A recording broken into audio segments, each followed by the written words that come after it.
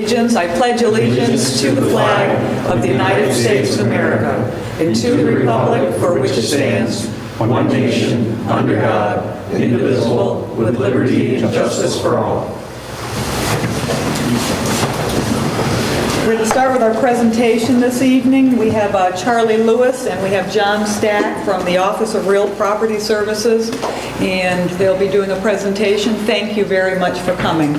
All right, okay, there's going to be two presentations. One, a number of you, I've talked to some of the town board members and people in the audience about the town going to 100%, but also I have a secondary, which often is our primary. I wanted to talk about re-registering for your star. Here we go.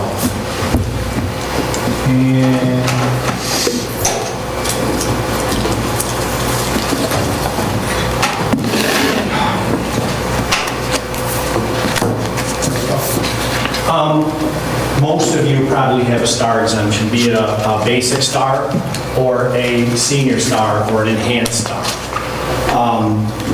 What happened is in the last year, Governor Cuomo's office had some type of task force and found that there are many star exemptions that people are claiming on multiple properties.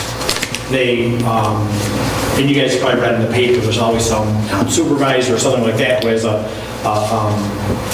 house in Syracuse, they're getting a star, and they also have a house in Keene, and they're getting a star both places.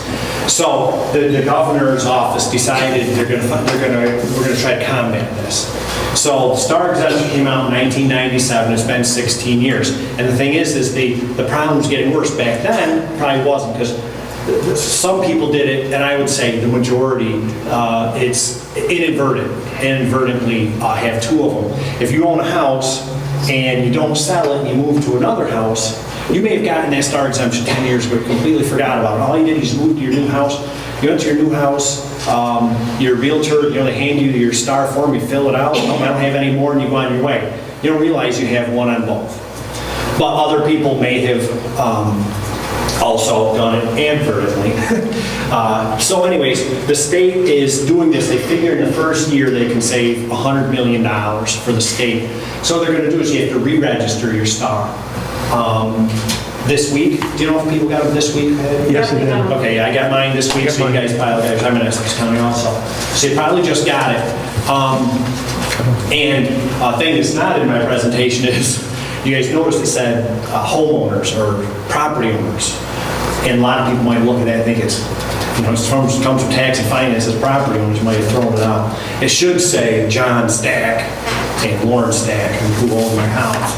But it doesn't, it says property owners. I just want to make sure that, if anybody hears this or whatever, open that up. It's very, very important, because in there, it tells you how to re-register for your star.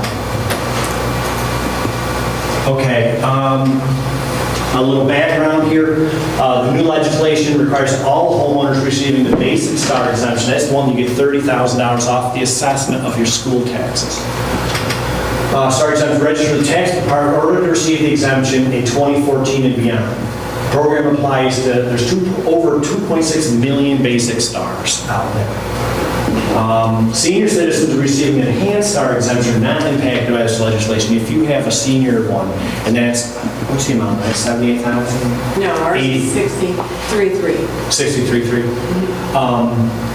That one, if you have a senior star, enhanced star, it does not affect you at all. So make sure that's why if you're a senior and you own a house and you have a star exemption on it and it's an enhanced star, you did not get something in the mail. And that's why it does not affect them, because those people have to prove their income every year anyways, and so the state already has their social security numbers. And what they're going to do is they're going to check social security numbers. So if you're John Stack in North Elba and John Stack in Osnane, if they both have the same social security number, it's going to cause a problem. So, but they already have it because for the seniors, because they have to get their income tax. All property owners' questions should be directed to 457-2036 rather than calling your assessor's office or whatnot if you have somebody. Yes, you could, but they really want you to call there. I have a number of hand handbills here, has our website to go to and that number to call. They're really trying to not overburden the assessors, but people are still going to call the assessors. The town board's probably got a number of calls on this already. I was in Westport 2 weeks ago, and the town board had already fielded a dozen calls, and the letters hadn't even gone out. The online registration is available through our website, www.tax.ny.gov. When you go to that site, there's 4 squares that say things. One on the right says, register for your star, big square box. Boom, click on there and go through it. Property owner enters their star code. That sheet of paper you got has on it a code. Every single of the 2.6 million of them, every one of them got a unique star code. It's just like a number from 0 to a million or something, or 9 million. So you punch that in, and if you punch that in, the website displays the property address. So if I punch in 1, 2, 3, 4, 5, 6, bang, it pops up John Stack, North Alba. And then you go on. And then what you need to register is the property owner, the person doing this, enters all owners and spouses' names and social security numbers. So this is the part that if a colleague of mine is coming to the Ticonderoga school board meeting next Thursday, whatever the town school board meeting is, he's going to do the same one. And he's going to be able to register people at that one. I don't have internet access and such. I was asked here for a completely different reason, but I wanted to get this out. So anyways, if you're going to register, you need to have all the owners' names and their spouses, even if their spouse is not an owner of the house, and everybody's social security number. So what happens is then it'll ask, after you punch in all their names and social security numbers, for each owner and spouse, answer the following. Is the property their primary residence? Does any of the individual whose primary residence this is own any other property receiving a residency-based benefit in another state, like the Florida homestead one? That's the one that's the most popular and gets the most bang for the buck. If yes, the user will be asked to provide an address for such property. Actually, if you have one down in Florida, you're going to get in trouble in 2 states probably. But and down there, if they find out you have one, in New York State, there's very little teeth in this law. The state probably hasn't recovered $10,000 out of this in 16 years. Down in Florida, they recover millions in accounting every year.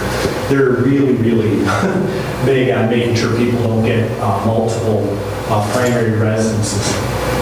It's also worth a heck of a lot more in Florida. So anyways, the big deal is you need to know all the owner's names. So if you and your sister and your husband and your brother and your friend own it, you have to put everybody's name on their social security numbers. But as long as it's not the primary residence like the other ones, it won't matter. For some reason, they want everybody's. So John, you're saying, for example, and I just had this question, 2 questions yesterday and today. If a senior citizen that's their primary residence, but they also have, let's say, 6 kids, and all 6 kids are listed on it.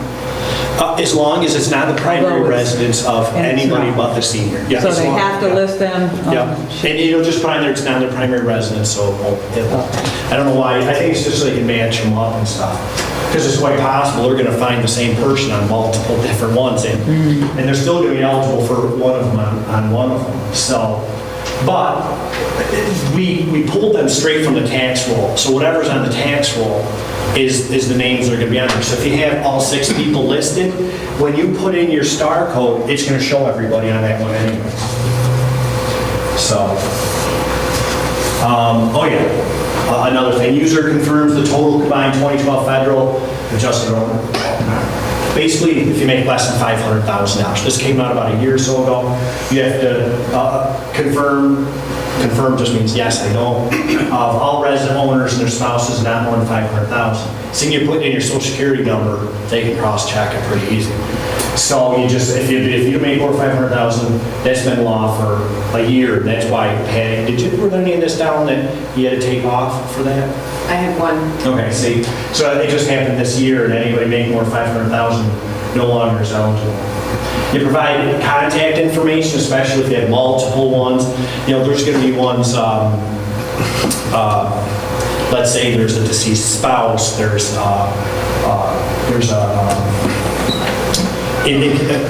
you're in, you have a trust. My mother, us kids own the house, and my mother has life use. She still gets hers. That one might be a little tricky as you put it in, you know. So you might have to call, or you put it in and you give them information, you know, who to call, a phone number, and an email if you have it, just so they can contact you if they have any questions. Then the user certifies the information is correct and receives a confirmation number. It's that easy. As you guys know, what we're doing is right now, between August 19th and October 4th, we sent out these batches to the region for everybody. They put them out in spots. If we put them all out at once, they hired about, I think 30, I may be wrong, part-time people to come in and man the phones on these. If we did everybody at once, those places would be swamped. So they're moving across the state, like downstate, they haven't done theirs yet, Westchester, Orange, Nassau, Suffolk. And ours came out this week. On December 1st, if someone has not re-registered, you keep saying register, but you're re-registering really, because you won't get a notice unless you already have a star. So on December 1st, if the property owner has not re-registered, we're going to send you another reminder notice. If that person does not re-register by December 31st, they're probably not going to get the star. That's where the headaches are really going to come in. Then by March 1st, the state is going to notify the assessors what stars to remove. And hopefully it's just going to be a quick little script, not something we have to go in and remove them. We're going to give you electronic files and zip them up. I just found that out today. So.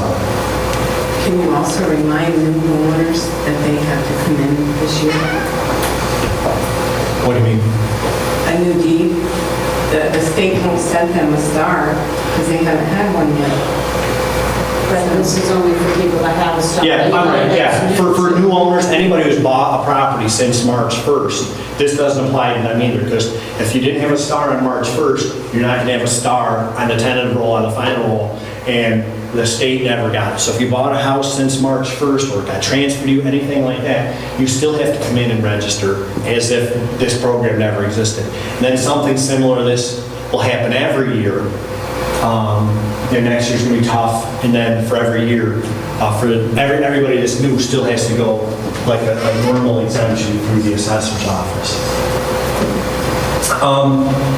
If you have that sheet, but you lose it, throw it in the garbage later. If I had it known it was coming, I probably would. You can look up your star code on our website. So you go in and it says, what's your star code? I don't know it. So it says you'll put in your last name, first name, your property address, and the town you live in, and it'll actually come up with everybody with that. So if your name's Tom Smith, everybody named Tom Smith is going to pop up, and it'll have all their different addresses from their tax bill on there. You'll click the one that's you, and then you'll go on the rest of the way. And then it'll say, oh, here's your star, because if you don't know it, it'll then pop up your star registration number. You say, okay, and then you get to go through it. So if you don't have that little star number, it pre-fills it. It takes about 30 extra seconds. So, that's like I said, if you lose it, or you're registering at the library or town hall or something, and you don't happen to have it, we made it, one of the few things, made it very, very easy to find. For the new star applicants, like she said, they still have to submit a paper application to the assessor. ORPS will collect the assessment roll data in 2014 and identify the new ones, like we said. ORPS is mean Office of Real Property Tax Services. We're a division of tax and finance. ORPS notifies new basic star recipients that what they need to do. We haven't even decided what that is. If you have any questions, you go here. And not everybody has internet access or wants to use the internet to do this. So you can call 457-2036 and register that way. And they say that you has to be one of the owners, the owner that's getting the benefit. There are some very tight restrictions on, some people don't. Let's say the Amish come to the top of the list because they don't usually have social security numbers, but they are eligible for star exemptions. So they obviously can't go online because they don't have a social security number, so they have to call this number. Or you can just call that number. I know a number of people that have called and done that because they don't want to type in their social security number, maybe on a public access terminal or something. The only thing I caution you is the later you wait, the more you're going to wait. My colleague Cindy did a presentation up in Franklin County just today, and just to see how long it took, she dialed it in, and at 10:30 this morning there was a 17-minute wait. At 10:30 in the morning. So if you're going to call, be prepared to wait a long time. If you call after work, they're probably going to say, call tomorrow. So, like I say, it's you can email our star unit with a question. You can call this number. This number is, you can answer questions, you can re-register for your star, you can do a whole bunch of things like that, or just go to taxny.gov and you can register there. And just so you know, I don't have any cards, I don't have any left, but if you need to ask me a question, my name's John Stack, john.stack. It's john.stack@taxny.gov. If you have any questions, can't tell you to call my office because I don't know if I have a phone there. We've been without a phone for 4 weeks. We got a new phone system last Friday. Today it wasn't working well. So. It's john.stack@tax.ny.gov. Yep, john.stack. Very simple, John Stack. Conventional spelling, John, John-S-T-A-C-K. John, I had one more person call me today. They own a home that's up for sale, and their name is on a home that they're living in. Okay. How long have they been in the new home? A year. Okay, so if they haven't actually gone to the assessor to get the exemption taken off, there's going to be a problem. I don't know what type of problem, but, well, actually, all they really have to do is when they call, if they have an exemption on the new one, they're going to re-register on the new one, and if it's in Ticonderoga, we're going to send Patty this data file, and it's going to strip the other one off. So actually, they don't have to worry. You can get multiple stars now, really. So if you... So it's one or the other home? Yeah, it'll be one or the other. It has to be the primary, but it has to be one or the other.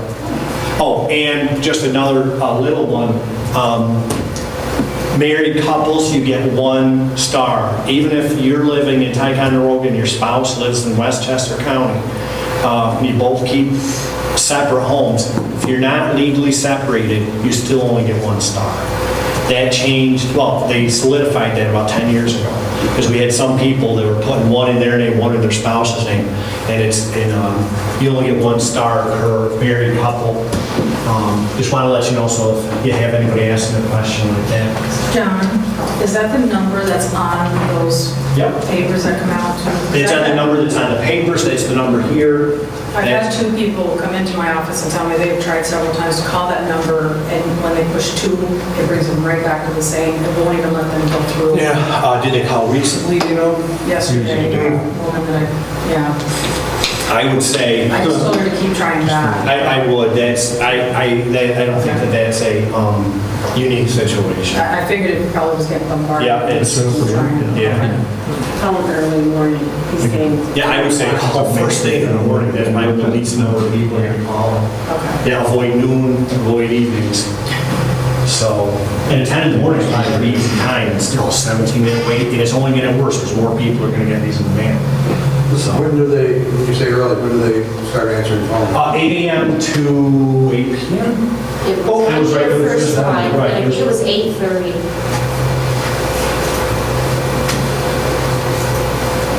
8:30, I'm sorry. 8:30 a.m. to 8 p.m. Saturday morning, 9 to 1.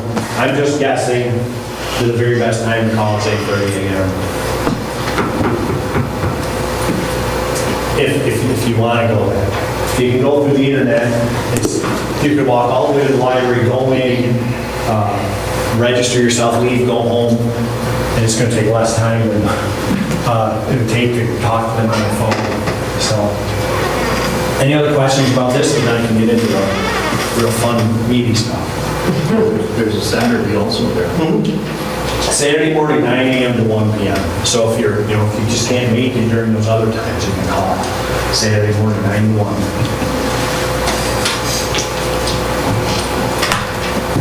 So, All right, just to clarify, in red, the senior citizens receiving enhanced star exemptions are not impacted by this legislation. Not at all. And that interprets to they don't have to. they don't have to, they did not get a letter, and they will not get a letter, and they can't do anything. Theirs is not affected by this at all. Like I say, the seniors, we already have their social security number, so they can cross-check those. Because they have to file their income tax form and But they still have to redo it every year. Right. Reassess. They already It's not have, that yeah. totally They're exempt. enhanced. Right. This program isn't, this program is nothing to them. Theirs just does not change. They still have to re-up every year unless they're an IVP. Right. And they'll be getting their notifications the same way those. If nothing changes for the senior exemption nor the senior star. So. Anything else on this? All right.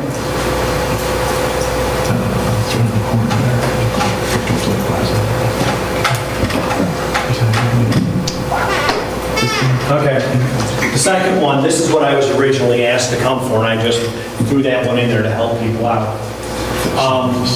I was asked to come and explain why we suggest, we being the state, maintain assessments at 100%. And I'm going to kind of go through what does happen and what happens if you do and don't. Okay? So I would say why maintain assessments 100%? Well, equity, explainability, and transparency. Catchphrase, I guess, I just came up with. The first thing, and someone said, well, you don't have to be at 100% to be equitable. That's 100% true. Equity means that similar properties are assessed at similar values. If your neighbor has a house, if your neighbor has a house, same style, about the same size, age, condition, lot size, your house should be assessed no higher or lower than your neighbor's house. That's what equity is. Everybody's valued at market value or at the same percent of market value. So when I say 100%, and I will throw that out a lot, 100% means the assessed value that Patty puts on the roll is the market value of your property. It's the value as of a certain date, but still that's basically the market value. So when I say 100%, I mean market value. If I say 90%, it means that the assessments are at 90% of their market value. So if the house was 100,000 and the town was, equalization rate is called, was 90, your house was assessed at 100,000, it's really worth 110,000. So both houses should be paying about the same in taxes.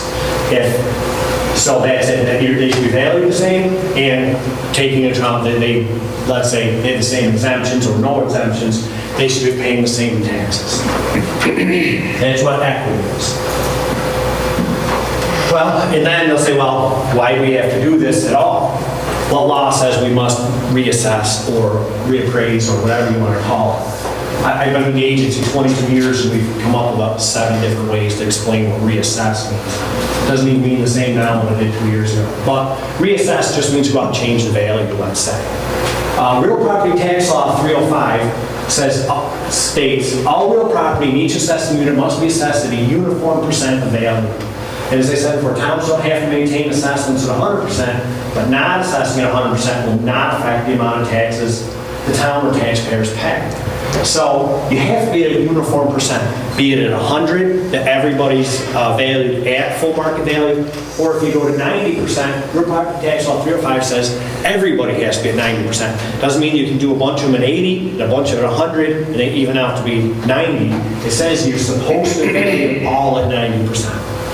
So, but the big thing here is if you're not at 100%, that does not affect how much town pays in taxes, and it also doesn't, how much the taxpayer pays, and it doesn't affect how much the town pays their portion to the school, nor how much the town pays a portion to the county. Because if they're 90%, we just take the assessed total assessed value, total taxable assessed value of the town, divide it by 90 and come up with the full value, which would be the same as if they had used it 100%. So either way, the town, you can't, there's really no way to job the system, I guess you'd say. Well, a cap or leaving assessments alone will keep taxes down, not at all. No, the share of taxes is based on the full value of the taxing jurisdiction, not the assessed value of the taxing jurisdiction. So if the assessor adds, is your taxable 525, or because I thought it said 600 million, am I wrong? Anyway, you know, it doesn't matter. I thought I looked up. I It's mean, 525 million. Yeah. that's what the assessed value is, not the taxable? Okay. Anyways. Full value. The full value, okay.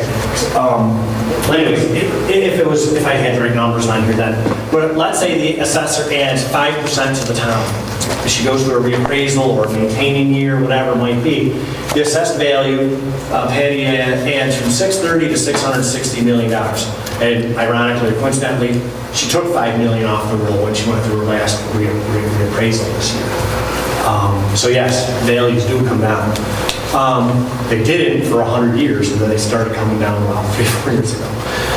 If assessor does nothing, let's say you cap assessments or leave them alone, New York State Office of Real Property Tax Service, my office, determines the value to be $660 million because they have an assessed value of 630. My office goes in and says, well, they're only, we're saying, we don't even look at her assessments, basically. We go in and we determine it's worth $660 million. And then we divide that by 630 to say that she's at 95%. Yep.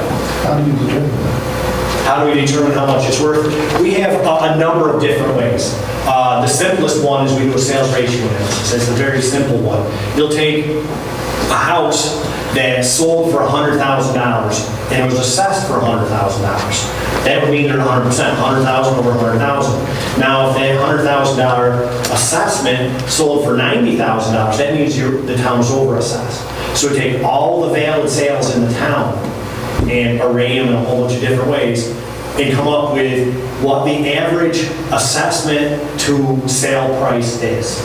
So if on average, the assessed value is equal to the sale price, we're saying you're at 100%. And if you're at 100%, we then extrapolate that to the rest of the roll, and then we take off the total assessed value and say that's your full value. Yeah. If you have the lakefront value assessed at $1 million, and you take that $100,000 house, and you try and average the difference between sale price and assessed value price, can't you wind up with some flavor differences? If they're both off by different amounts. If both of them are still assessed at, plus also what we'll do is there's an average and there's like a median. And what we look at, there's really like 7 or 8 different values we look at.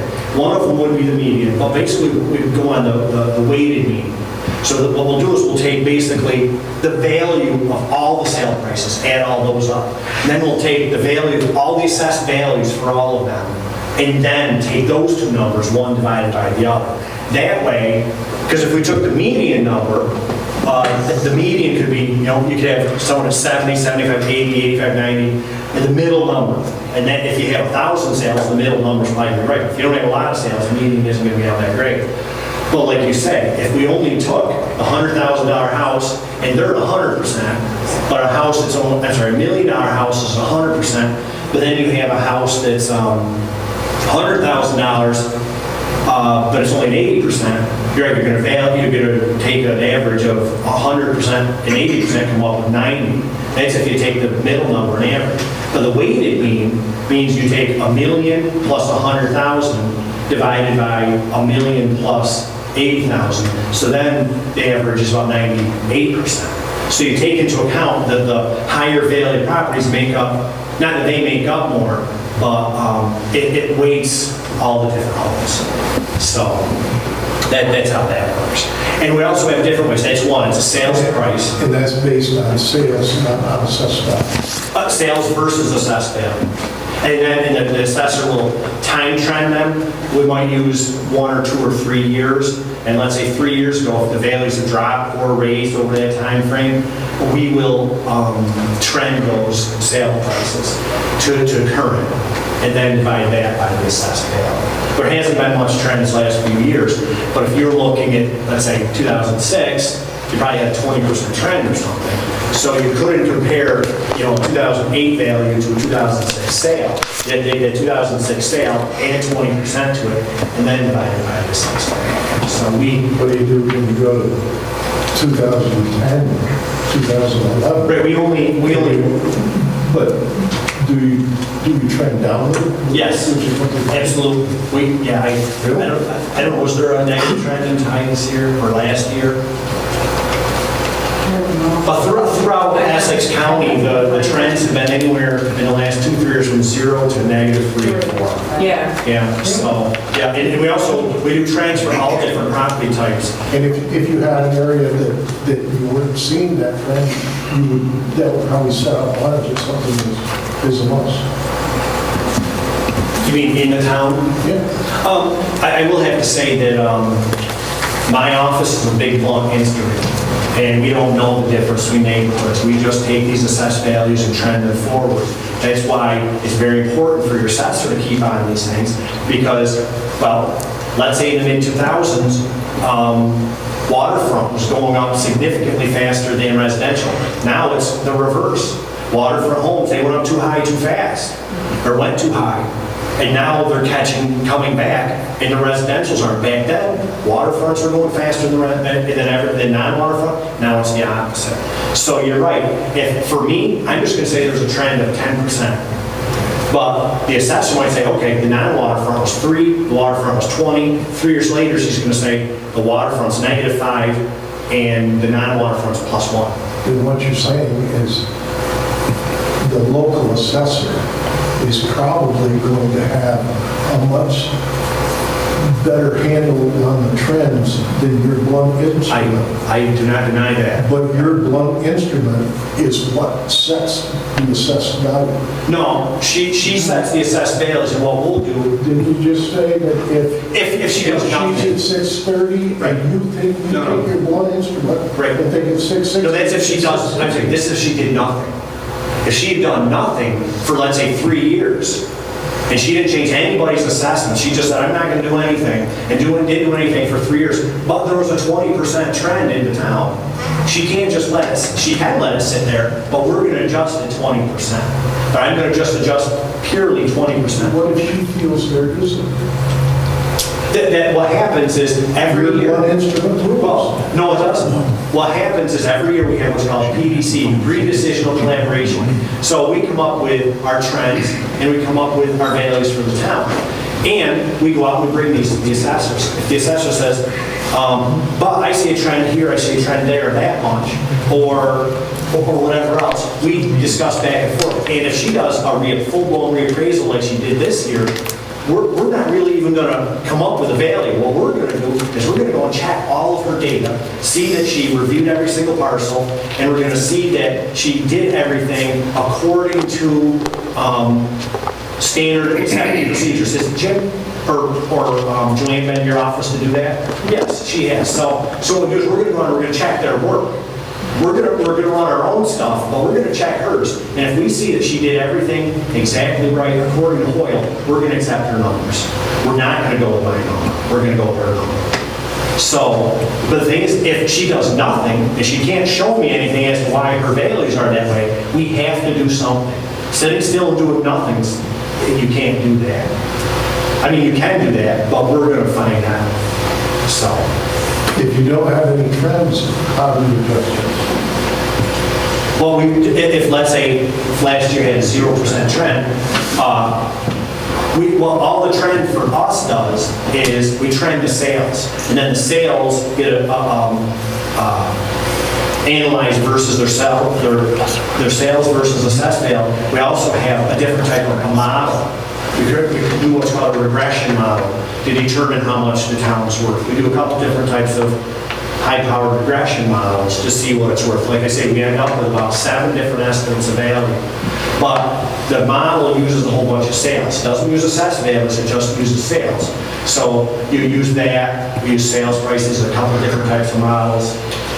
So that's how that works. Do your models use properties not in a given community where you have no trends? No.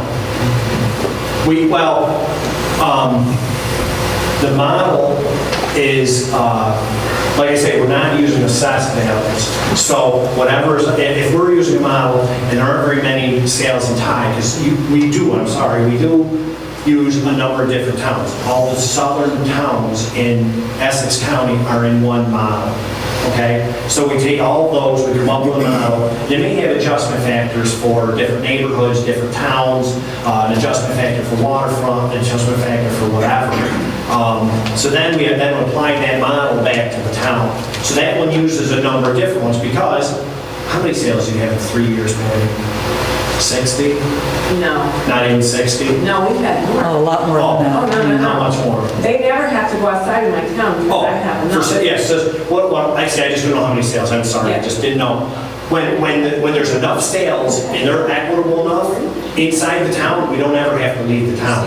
If she has a sales ratio of, let's say, 99.5%, and we have some other things, if it passes at the 95% confidence interval and it's super equitable, we're just gonna use the sales ratio and throw everything out. It's when you have a town that only has a small number of sales, we have to go to our further and further analysis. Yeah, like North Hudson has 5 sales every 5 years. We can't use their sales ratio.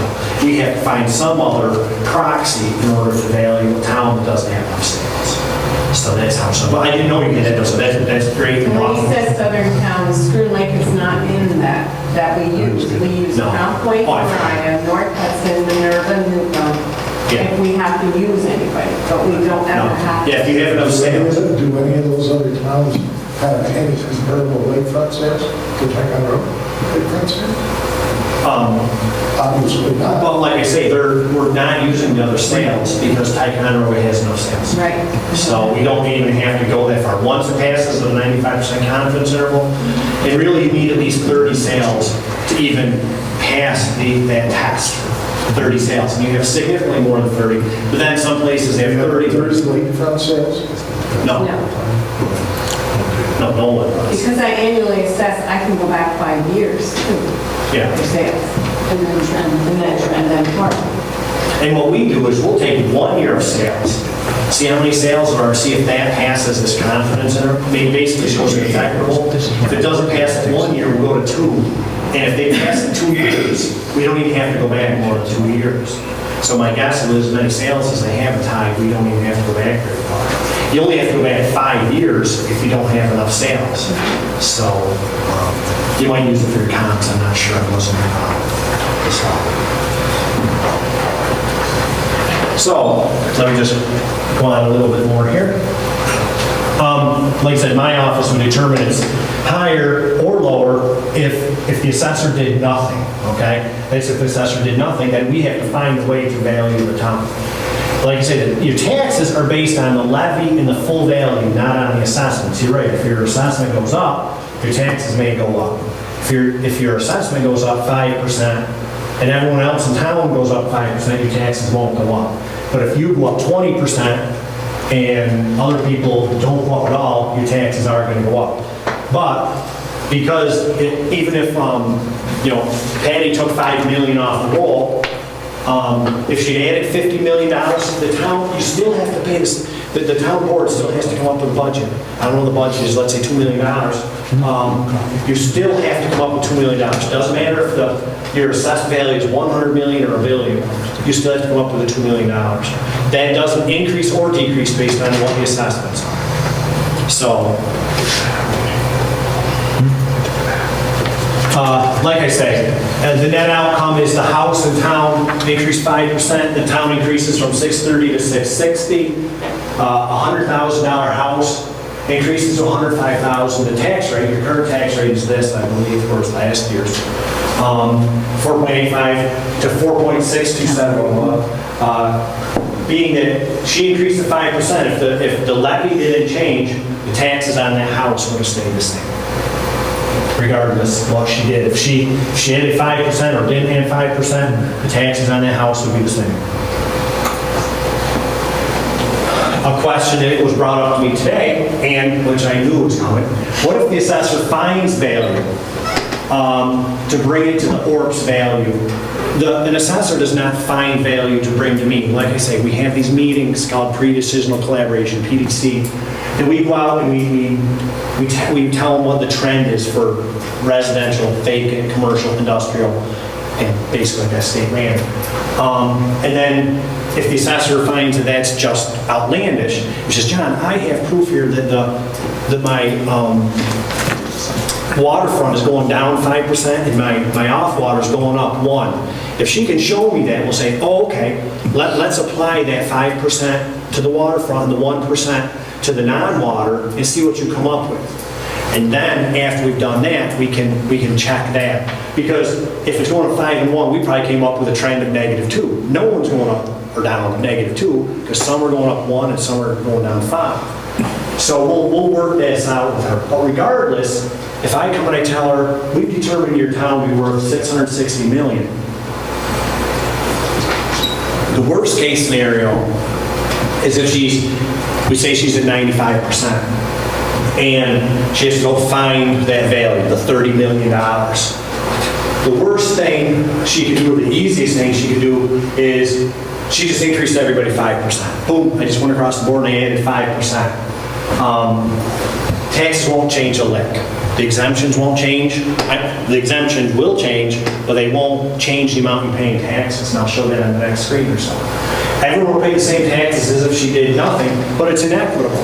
Because over time, if she doesn't do something, certain properties are increasing at a faster rate or decreasing at a faster rate than the other people. So the farther you go out, the more they go apart.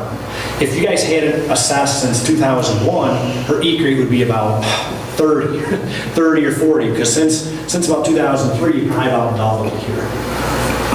Actually, all through the North Country. The best case scenario is that the assessor did like she did this year, increases and decreases parcels as the market dictates. Let's say she notices that waterfronts or some neighborhood is increasing or decreasing at a different rate than the rest of the town. She says, oh, I'm going to decrease this neighborhood 5%, and I'm going to decrease this neighborhood 2%. So then it keeps it a bit more equitable. The outcome is that the value of the town stays the same. The town pays the same portion of the school taxes, same portion of county taxes, but the people paying those taxes is supposedly adjusted to make it more fair, that everybody's house is valued at what they are worth.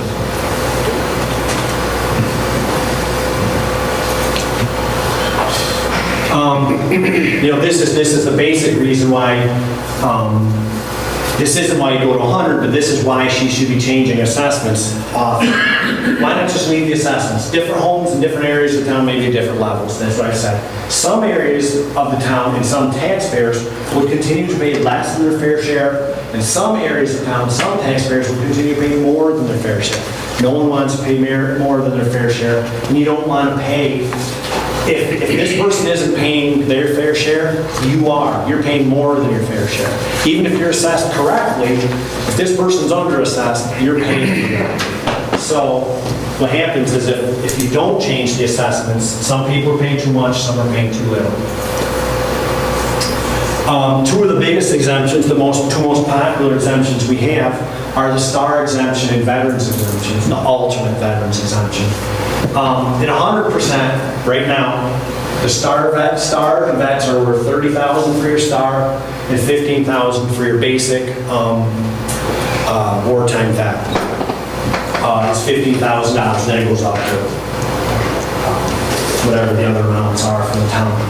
But if she did nothing and the equalization rate, her level dropped to 95%, the state would go in, we would lower her STAR value to $28,500, and the alt that number would go down to $14,250.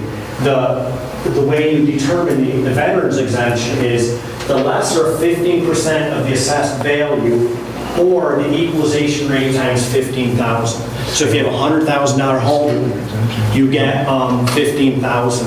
If you have a $200,000 house, you have a $15,000 exemption. But if it's a $50,000 house, you only get 7,500. The star exemption will do about the same. The star exemption, it actually, what happens with stars, basically 30,000 times your equalization rate. So if she went to 95%, we lowered their exempt values by 5%, but we've raised, but that means that, let's say, a $100,000 house is really worth 110. So that $100,000 house at 14,250 is the same as 110,000 at 15. So the two of them mathematically equal out. So it does not affect the two biggest ones. There's more stars and veterans than every other exemption. Actually, there's more veterans probably than everybody other than star. So those are the two biggest ones, and they're two that have numbers on them. Your senior exemptions, that's a percent, so that doesn't change at all. Between those, that's 90% of the exemptions on the file. So, what happens if the town doesn't maintain their assessments, other than all the scenarios I've said already? Some of the things are, maintain is, Patty just did a project in 2013, and she's in what's called an ACR plan, cyclical plan, that in the plan, she has to reappraise in the first and fourth year. She reappraised in the first year, and to get paid by the state, we give up to $5 per parcel for everybody who reappraises. That's a new word. Reappraise means you go out and you look at every single parcel, you value every single parcel that year, every single one. But in the intervening years, she doesn't have to do that. She can do that, but she doesn't have to do that. To get the aid money, she has to do that in the first year and in the fourth year. We only pay every fourth year. That's why that's like that. She could do it every year. But if she doesn't, but in the intervening years, rather than going to every single parcel, she can check. We also have some wiggle room. It isn't like if we find out that their sales ratio is 99.5, we're going to give her an equalization rate of 99.5. We're going to say you're at 100%. It's good enough for government work. It's 99 is 100, 101 is 100. We have some wiggle room there. So if she goes out and next year there's no trends and we say, Patty, your equalization rate is going to be 99. Patty's going, okay, we're at 100. I'm not even going to do anything. But she's going to maintain at 100. But let's say she goes 3-4 years down the road and it goes 99 to 98 to 97, or in a almost worst case scenario, which a worser case, is if they go up, and that's what's been happening in a number of towns. If her values go up to 105, 106, 107, now that will really be detrimental to the town because legally you cannot assess it over 100%. And if it's at 107, we can't let her go and say you're at 100. You're at 107%. Now, anybody can come in and say, she's got me assessed at $100,000, but we say their E rate's 107. So basically it's saying she's assessing your house at 107,000. So she can go, that person can come in, grieve, and win. Also, there are a number of other items, state-owned land and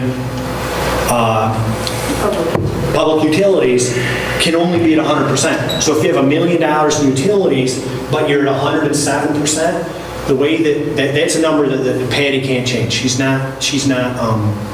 to avail everything but public utilities. And they're called special franchise, that's poles and wires in the public right away. If it's at 107, it's going to just divide that out, and you're actually literally going to get less money from the utilities. It's going to, even if she gets this letter in the mail says, Verizon's worth $1 million. She has to put it on at $900,000. Verizon is not going to pay at $1 million. They're going to pay at $900,000. You're literally going to lose money if it goes over 100.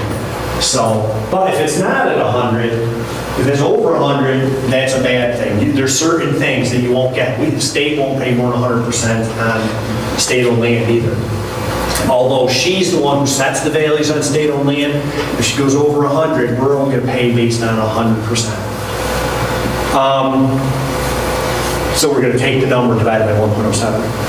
Again, like I said before, ORPS, my office would unilaterally determine the overall value of the town. She has no input.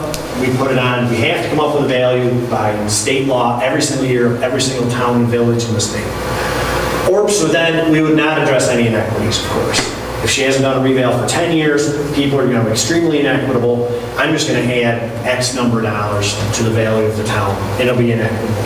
By doing nothing, all parcels increase the same. Let's say a new or old waterfront home, vacant storefront, poor condition old town village, vacant land out in the country. These may be moving the same percent every year, but maybe they're not. But if they do nothing, they're all going to increase or decrease the same amount. There's a couple other things, I guess, is on a further one. If town maintains the assessment at 100, the assessor would make sure that the correct increase or decrease was placed on each parcel. We'll then analyze it. We'll analyze what she did. We'll go out there and discuss it with her. If our number's close, if it's not close, if we're in the same ballpark, we'll go with it. If we're not in the same ballpark, we'll have further discussions with Patty to check why she changed or did not change certain areas. And in the intervening years, she doesn't have to go out and do tons of work. Like I say, she could just trend up all of the waterfronts or trend down the waterfronts and trend up the non-waterfronts or a certain neighborhood, anything like that. She doesn't have to in the intervening years. But if you're not at 100%, I'm going to show you in a second a couple of negative consequences other than what I've said. So she would, let's just go to the next one. Oh, and at 100%, one of the biggest things, the 100% idea, or really got pushed, was back in 10, 11 years ago. State passed a taxpayer bill of rights. It was just after STAR, and half of it didn't pass. This was when Pataki was in, I think. And one of the things it did is you see on your roll now, well, you guys are 100%, but if you weren't at 100%, it would say, you see something that says assessed value and full market value. That didn't used to be on there. That's only the last 10 years. That was in the taxpayer bill of rights. And before that, the assessor didn't have to put anything on. I guess it would say the E-crate on the first page. But you'd go in there and your house is worth $77,000. You're an equalization rate of 83,000. Who on earth knew what your house was worth if you're 77%, you're $83,000? You have to divide one by the other to guess what it is. At 100%, that's right off the first page when I said it, transparency and whatever. At 100%, you know. My house, if I bought my house for $100,000, I believe it's worth $100,000, the assessment should be $100,000. If you're not at $100,000, it makes it a little harder for the taxpayer to truly understand what value the assessor has on their property. There we go. What negative effects are there to not maintaining the assessments? When I say maintaining, I mean maintaining at 100. She can maintain equity, and equity is extremely important, but equity is more important than any other stuff. But if you're equitable in over 100 or equitable in under 100, there are negative consequences to that. For over 100, I talked about what would happen with public utilities and state lands. Well, negative effects. Town are not able to use new taxable state-owned land values. Whatever value is on there right now, if she does not maintain her assessments, she has to tell us, I'm going to maintain my assessments at 100% next year. And every town in Essex does that, and they have to tell me ahead of time. So, okay, our office will not only supply what we believe her state-owned land is, she can change it to that. If she does not maintain it at 100, she has to leave what's on there. She cannot change it. She cannot change that state-owned land number. It has to stay the same. That's state law. If you've done a reval since 1993, if you do not maintain, you cannot update your state-owned land values. Even though it's a locally assessed property, you cannot increase them if you do not do a reval or maintain your assessments at 100. We'll only give our estimates of value to people at 100. The town will also not be able to request or use utility advisory appraisals. There are two different types of utilities, let's say. Those in the public right-of-way and those in the private right-of-way. The state, there's the ones that are in the public right away, the assessor has no control over. That's set by the state. The state and the utilities get together to come up with something. Well, the ones that are in the public right away, she has to value those. And I don't know assessor in New York State that truly value utility properties. So what they do is they request from the state, because we're going to have all the inventory, 8,000 feet of, copper wire and 400 poles and everything like that. We'll give her what we think the advisory appraisal is, so that then when she puts that on the roll, Verizon will come in and say, oh, that's the number I have also, because they basically use the same methodology that the state uses. So, but if she is not at 100, she won't get this number. So whatever happens, she's going to have to think, how much is that? Those 20 new poles? How much depreciation do I take on Verizon's landlines? John, those top two items, the taxable state-owned land values and the utility appraisals, are about 3.5 million of our assessment that drop. Wouldn't we want Patty to be able to do her own assessment? Maybe she would assess them at a higher rate, and we wouldn't have lost 5 million. No, you wouldn't have. That would not have happened. What would have happened is Patty wouldn't have known what to put on the utility advisories. She would have put it on the file at X number of dollars. Verizon would have come in, filed a lawsuit against the town. You'd have went to grievance and had to pay back all that money. Anyway. So, yes, that would have happened anyways. Okay. So, well, they're going to do that. If they find out that you're not at it, they're going to go and they're going to ask for a monster deed or something. Is Verizon or anyone ever come in and what they'll do is they'll say, okay, you got $2 million worth of properties. They're going to go and tell the judge, we think it's only worth $100,000. Then they're going to work and work and work to get that number down. So if you use this number is going to be pretty darn close to what the Verizon guy and all those guys have. But if you don't do it, she's just got to make a wild guess. Literally, I mean, she doesn't really have the inventory of all the utility properties in the town. Just asking, looking for an opportunity to get... That's what I'm saying. That's not something that she could do, because same as state-owned land, she has the ability to, if she did it, we're still going to value your state-owned lands. We're just not going to allow you to use our numbers. We value every single parcel of state land every year, but only people maintaining at 100 are allowed to use those numbers. So what will happen is if state-owned land drops, Patty doesn't know that because she's, doesn't get these numbers. The state-owned land here is about $18 million, I think, in state-owned land. If it drops to 17.5, we're going to tell her, Patty, you're at this, but it's going to be way too late. Once again, the state's going to file suit against Patty. And if you don't either agree with us, we're going to take it to court, and it's going to cost everybody money. So that's what I'm saying. You just can't use those things. If it's super close, yes, but you won't be able to get those things ahead of time. And like I said, the last thing, taxpayers are not sure what the true market value is if you're not at 100. If you're 100, it's pretty easy.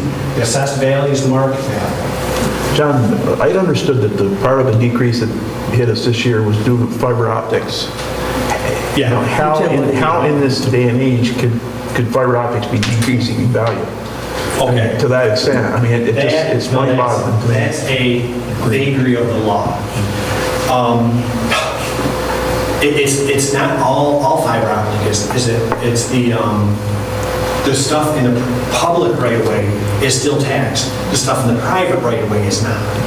In the law, when they wrote this up, the law did not take into account fiber optics. It's everything in the law has stuff to do like copper wire and stuff. So if you look at the law, and I can send it to you, I keep it on my desk because people are always asking. There's one for the stuff in the public right away and the private right away. It's the same fiber optic cable that goes under this building to the guy next door who has a house. His is tax exempt. The one under this building is taxable. It's just 30 years ago they didn't expect everybody to have fiber optics. And you're right.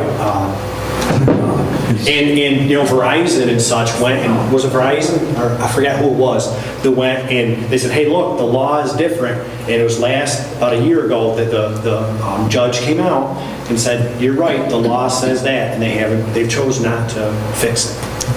Yep. Thank you. I've had a little experience working with utility companies.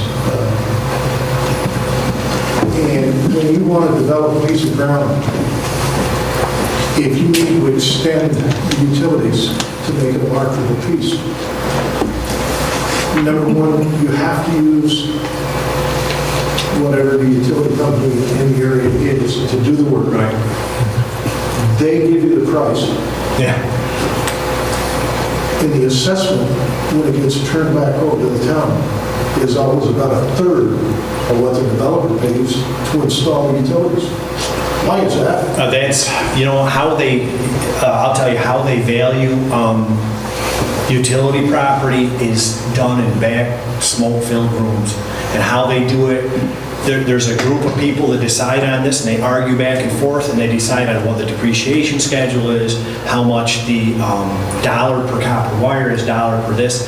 They figure all that out, and then they agree upon it. I'm not saying that it's good, bad, or indifferent, but I wouldn't say that it's probably perfect. But that's just how those are done. Like 67%. You're right. I don't know what the number is, but yeah, that stuff, it's... The same thing with state assessments on state property? I would say that, a state, you mean like forest land, is basically the only thing the state pays Yeah, taxes. Rogers Rock is not Ticonderoga Road, okay? Rogers Rock borders Ticonderoga Road. Okay, Rogers Rock campsite is assessed at $4 million, half a mile. Oh, well, that's not even close. well, that's probably because the state only does not pay on any improvement to the property. We only pay on the land. Yeah, but they're not 100%, so that 4 million, It's 80%. Hayes 80%. What's this? I know. Oh, Hayes. But that Oh, affects Hayes. our taxpayers in Ticonderoga. Yeah. Because whether you be a town taxpayer or school taxpayer, okay, that is part of our school district. That's, okay. You go through the Adirondacks and look at the number of pristine lakes and ponds. All that waterfront is assessed at $500-600. Well, it's, my office does that. We have a couple guys that do that, and we have a number of different ways that we value property. There's waterfront, front feet, bare land value, how remote it is, what type of trees are on it, how old the trees are. By law, the state has to value as if owned privately. We can't. You might disagree, argue that we do, but legally the state has to value as if private. So if the assessor thinks that the land is worth more, she can talk to our office. And I would say 90% of the assessors never do, but sometimes you'll find something that seems out of whack and go and talk to Paul. And I think that our office has been very good. yeah, I've talked to them because they did have some ponds on that I talked to him about, and so I raised them. Yep. So because she can value. It's still, the thing is state-owned lands are still valued by the assessor. And so what happens is if the assessor's value and our value are within certain amount, there's a number of different variables they use. If they're close enough, we're not going to come in. If she says her town's worth 18 million, and we say it's only worth 9 million, we're going to go and say, hey, what's going on here? We have it here. Then she'll say, this is why, and this is why. And maybe we'll go to court, maybe we won't, depending on how much money it's worth. If it's just one parcel, it's $1,000, and she says it's worth $2,000, we're going to let it go. But if it's $1 million versus $2 million, we're probably going to find out why. Because what it is we as a state are a taxpayer, and we have the same rights to complain about what value is put on our property. Yeah, the same responsibilities too. So I'm not saying it's good or bad. I'm just saying. Fair share. Yeah, I'm just saying that's how that works. So. I know how it works. And like I said, okay, here's another one that some people often wonder. Wonder if town pick up more of the county or school tax? Not because of maintaining it 100 or doing a reassessment. I've gone over this number of times, but by not reassessing, Orbs will increase the town the same amount. The tax shares change based on what the percent of value each municipality makes up in the taxing jurisdiction. If Patty adds it to 660 or we make it 660, you guys pay based on the value, full value of the town, not the assessed value, the full value. Maintaining assessments won't change the percent total taxes by the municipality. We have to come up with the value for every town. 660 over whatever, or 525 or whatever it is, does not change the percent by not being at 100%. Net effect of maintaining assessments yearly, we'll give you our yearly estimates of value for state-owned land. It was 18 million in 2013, I believe. We'll send out your yearly updates to utility properties. Taxpayers have a better understanding what their market values are. If you're at 100%, means that's what it's worth. And it does not affect your exemptions. A percent exemption, there is no change. And the dollar exemptions are adjusted by the E-grade. So, and that's my story. So now, if anyone else has questions, I'll take them. Now, the state pays taxes on the property they own. Only certain property. We pay everything in the blue line. We pay. Where does that money come from originally? You and me. That's right. Yeah. That's right. And so when they buy property or whatever, that takes it out of the tax roll for the people that are paying the taxes. Then on top of that, we're going to have to make it up. Oh, you're right there. Yeah. I don't think I'm disagreeing with you there. You're right. Every time the state buys land, it isn't just the amount paid, we then start paying taxes. Right. Yeah, you're right. Anybody else? Board? Yeah, you've already answered this question, but I wanted to bring it up again because this seemed to be a common question or thought or some groups in the community who are not for 100% assessment. Their premise was that the state puts the value on the community and the assessor has to scramble to meet those numbers. And you did answer that, but I wanted you to answer that. It's like I say, we do come up, by state law, every year we have to bill every single town in New York State. So if I come up with a number, what we think it is, and Patty thinks it's a different number, we'll get together and find out what it probably is. And if she completely disagrees with me, and I say she's only at 90%, she says, no, I'm at 100%, she has a couple avenues. She can do a informal argument with us, and she go formal ahead and go to the top state board. So she has the ability to do that, and so that's one way that she can do it. But she does not find value. And if you go, once again, if she finds value, let's say it's worth 660, and even if she finds value and adds $30 million to the roll to bring it up to 660, if she didn't do that, I'm doing it anyways. So if she doesn't do it, it's going to be increased or decreased inequitably. If she does it, we're going to come up with the same value, and it's going to be done equitably. That's the difference by not being at 100 or not. So that premise was false? Yes. Unless the assessor does not do any assessment. Right, if the assessor does nothing. Then Orbs will come in. If she does nothing, and then she has the opportunity to argue if she does not. The state does set it. Yep. The premise is correct. When do you give the local assessor, Patty in our case, when do you give them your number? When? Yeah. Geez. Once a year. We give her trends probably next month, because that'll help her if every town isn't able to do their own trending. So we'll give them trends for residential probably in October. We'll give them trends for commercial, vacant, probably in a month later, and sometime around It matters. November, December, I don't know, when did you get your numbers this year? I don't even know. Last year, it was February. February, the Yes, final February number? For the advisories, yeah. Oh, yeah. And those For are the based on- advisories. February. And when do The- when do you have to have your tax roll complete? I have to have it to Charlie by by the second week of April. So basically, you've got a few weeks. No, I think that's a misconception, because they're doing their analysis and getting their numbers, but all the time that that's going on, Patty's doing hers and seeing where, she's doing her analysis with the market. When John talks about how the number that he's writing at, everybody's looking to see what the market is doing. I And that's understand. where you come together. But if we hit that place where there's a discrepancy between your work and the assessor's work, you have a matter of weeks No, you probably have 3-4 months. from February to, Well, if February's going to be as late as possible as this, but also we try to do, 'cause it's just time frame, we that's just a lot can't. of pressure to put on the local assessor.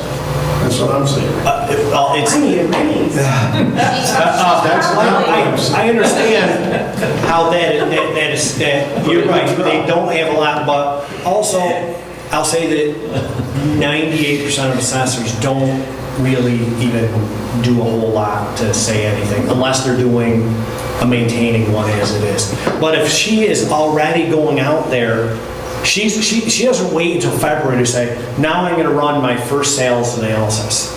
That was probably done 5 months before. She knows what she's at.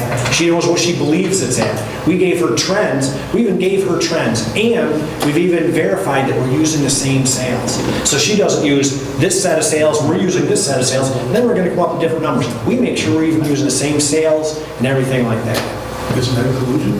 No, there's an opportunity. No, so that we're both using the same I data. mean, if you're bidding on the same numbers, that's a... No, the sales. We're not saying that we're telling her what we think the trends are. But also the sales, if she has some sales, let's say for some reason didn't get transmitted, didn't get sent to the state, or we have some sales that we see that are invalid and they fall out of, let's say a parcel that Not arm's length. not arm's length, but to make sure they're all not arm's length. And the thing is, those things get changed throughout the year. You know, the lawyer, they fill it out. They may say it's arm's length, but it was from me to my wife.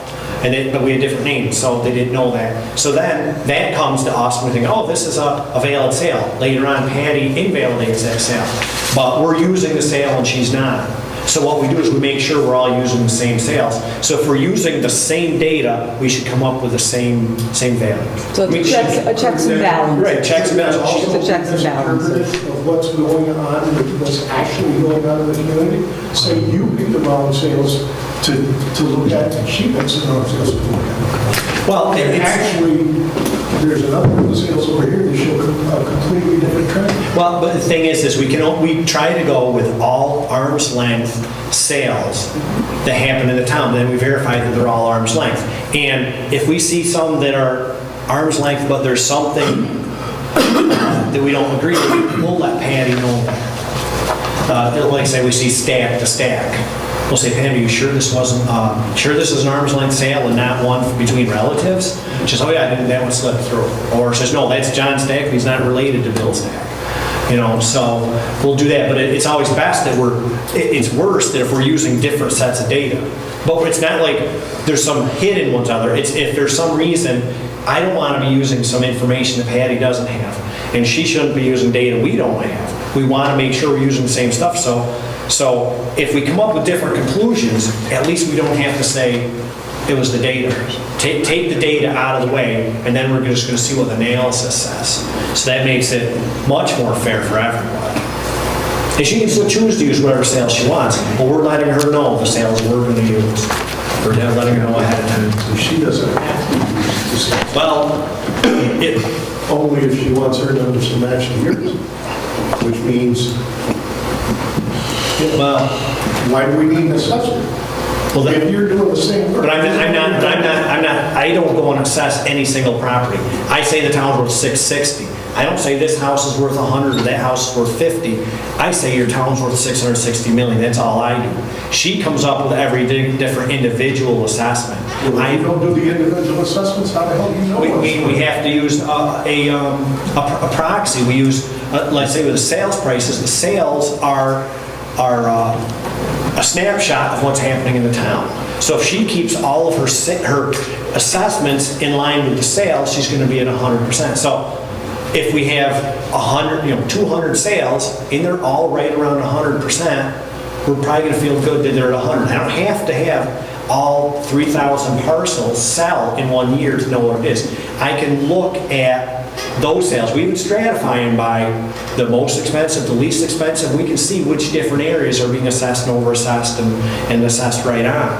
But you have to use a certain amount to use those sales as a proxy as to what every other one's worth. And we also do a model which does sort of the same thing.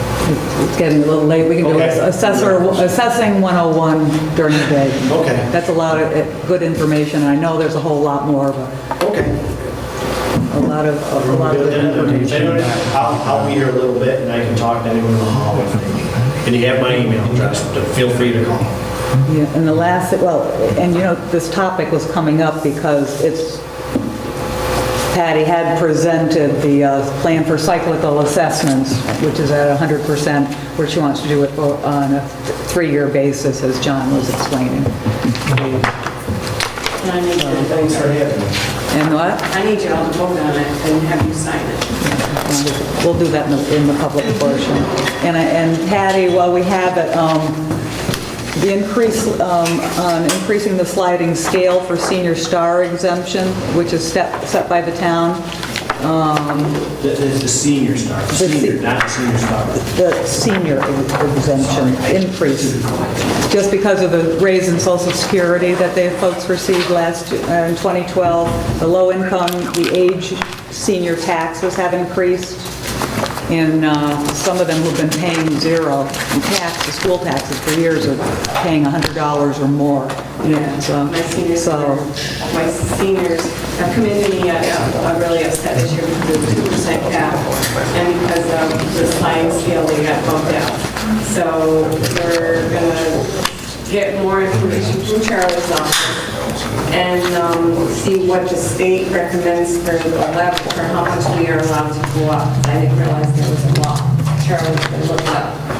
Yeah, there is a maximum amount, I believe, that you can go to. We'll want to make sure that you don't exceed that. Right, so we'll get that information for next month's board meeting. So now the maximum amount the maximum income is $30,399. right now. And because of their increase in their Social Security last year, it's bumped them up so that they're now having to pay taxes. Yeah. That coupled with the 2% cap on the amount you can save on your star exemption is the other part, right? So you'll find out about how many people we're talking about, if it's affecting a whole group of seniors, but if the town sets the value and if the board wants and recommends, we move that. And we can help the seniors as best we can. We'll wait for your recommendation. Thank you. Thanks. Charlie and John and Patty, thank you very much. Thank you for having me. It's complex information, but you have to work with it every day, but great presentation. Did you take Todd Anthony's place, or did you work? No, he works for me. He works for you? Yep. Okay. John's the head of the org, so Got the boss. I got some cheese. I see. Yeah.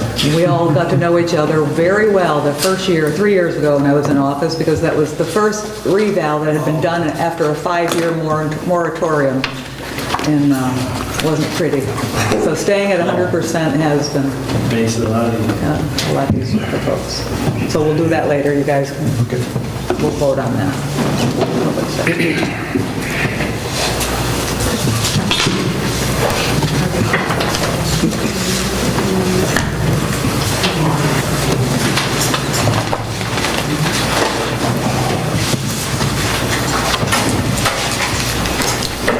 Who's on the sign-up sheet there? Marty, but his name.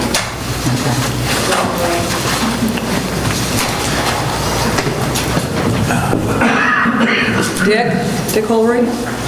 Last month, the emergency squad made an impassioned plea for $50,000 we put in their budget, or to be put into the budget so that they can hire a full-time employee with benefits.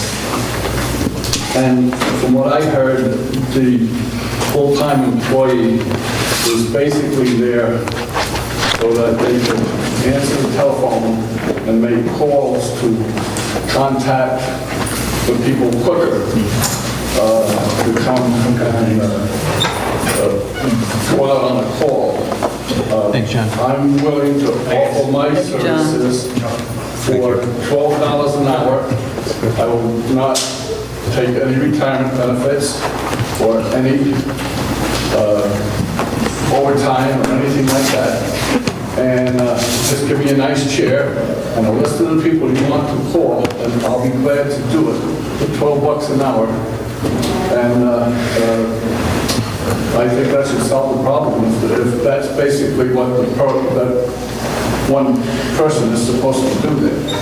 Because that was what was discussed, was that they were basically there to answer the telephone during an emergency and call people out for a call. So just give me the list of people that's on the emergency squad, the order you want me to call them, and I will be glad to do it for $12 an hour, no benefits. Very good. We'll pass that on. I'm sure they'll hear. Thank you. Bill? Yes, I got a couple of questions. At the last easy for you to say. We're not going to do a debate. You can state what your... The meeting, the What your... Public Works meeting, okay? The engineers pointed out that there is a lot of money being spent by the town on bonds, and particularly the interest on those bonds. And my question to the board is, have we looked at the possibility of, while the bond market is down, have we looked at the possibility of refinancing those bonds, just like you refinance your mortgage if you had a high mortgage rate? Of course, that's standard procedure. You have done that? Of course we have. And you didn't refinance any of them? You couldn't get a better rate? We can discuss rates afterwards, yeah. We have consolidated a number of them, You have. yeah. I was going to say, I thought we had consolidated. Oh, yeah. And the ones that are callable, the ones that we can. Yes. You know. Okay, that wasn't brought out at that meeting. I was thinking about the conversations that took place at that meeting, and I wanted to ask that question. Okay, the other question I have is, there seems to be a lot of interest being generated suddenly about a business manager for the town. And- By whom? Pardon? By whom? Me, for one. Steve expressed some interest in it at the Chelsea meeting, and I almost thought you did. I said it would be nice if there was another level. However, town managers are allowed legislatively for towns that are over a population of 10,000 people, towns of the first class, which we are not. And that's why there aren't any in Essex County. There are in Saranac Lake. However, that's a board decision when it comes to budget time, whether they want to look at another level or something. So Well, if you would let me finish what I'm trying to say. I'm answering your one time. question. Okay, well, if you'd let me complete the question. Hurry up, your 3 minutes are almost up. Well, you're pretty good at cutting that down. My concern is, I know there are exceptions to the $10,000 rule, or the 10,000 population rule, and my question for the board is, are you planning on making any provisions in the budget when you get to work on it?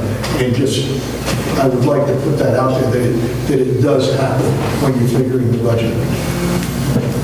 Very good. Thank you. Okay, we'll move into the business portion now. Motion to accept or correct the minutes for the regular and special meetings. We have the August 8th board meeting and the August 27th finance meeting. And a public hearing on August 20th. September 21st regarding that racetrack road. PRV, yeah. Also move. Second. All in favor? Aye. Questions? Did you correct that one thing I showed you, Tanya? Is that on these minutes? Okay. Well, I've corrected them in the original minutes. Thank you. That carries. Okay, report of the committees. Public Works? Thank you, Lynn. We met on August 27th at 8:30 a.m. with myself, Jeff Cook, Tracy Smith, Eric Fleury, Sue Eustace, Matt Fuller, Dick Holroyd, Dave Woods, Kim Bellardo, Dave Liano, Bill Ball, Albert Pohorznik, and Jim Mangers in attendance. I'm just going to hit the highlights here. Everyone, if you want to see the minutes in their entirety, they are on the town website. Water, wastewater supervisors report on the sewer districts. Down at the GIGP planning grant, the summer intern, whose name is Mike Urbano, has returned to college but will continue with the mapping at AES's offices during the school year. He attends college at Plattsburgh State. All streets north of Montcalm Street have been located, mapped, and inventoried to include catch basins, fire hydrants, manholes, water valves, culverts, curb stops, and etc. Under the John Street Sewer Stormwater Separation Project, the water main has been installed and the services are being connected. I read as of late that they're all connected now. The requirements of the GAP funding grant that was received are still forthcoming, and Jim Dugan will present a few options to the committee where the grant funds can be utilized to expand the scope of this project. Okay, down to item 10, under vac truck. The vac truck has some hydraulic problems, which the mechanic fixed, tried to fix on site, but it needs to be sent to the shop to be repaired properly. That has happened, and the loaner is here at no charge. The new vac truck should be received in September. Over to Racetrack Road, PRV. AES has recommended that the town award the bid for the Racetrack Road PRV to Risnick in the amount of $404,955. Do we need to do that? It's already been awarded, right? Sorry, I wasn't paying attention to you. From Risnick to Racetrack. Yeah, we've awarded that already. Okay. Down to Ron O'Neill rate reduction request. Ron O'Neill's rental property located at 78 Outlet Drive is vacant due to a fire. He is requesting a refund for approximately 2 months and a rate reduction until he is able to rebuild. The town has been advised that it cannot legally give refunds on water sewer accounts.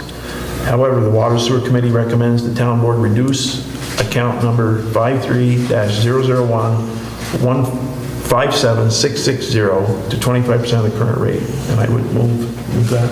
I'll second. No more discussion? All in favor? Aye. So moved. Okay. Items for discussion under town water supply. A bond resolution cannot be finalized for this project until a decision is made on how the debt will be assessed.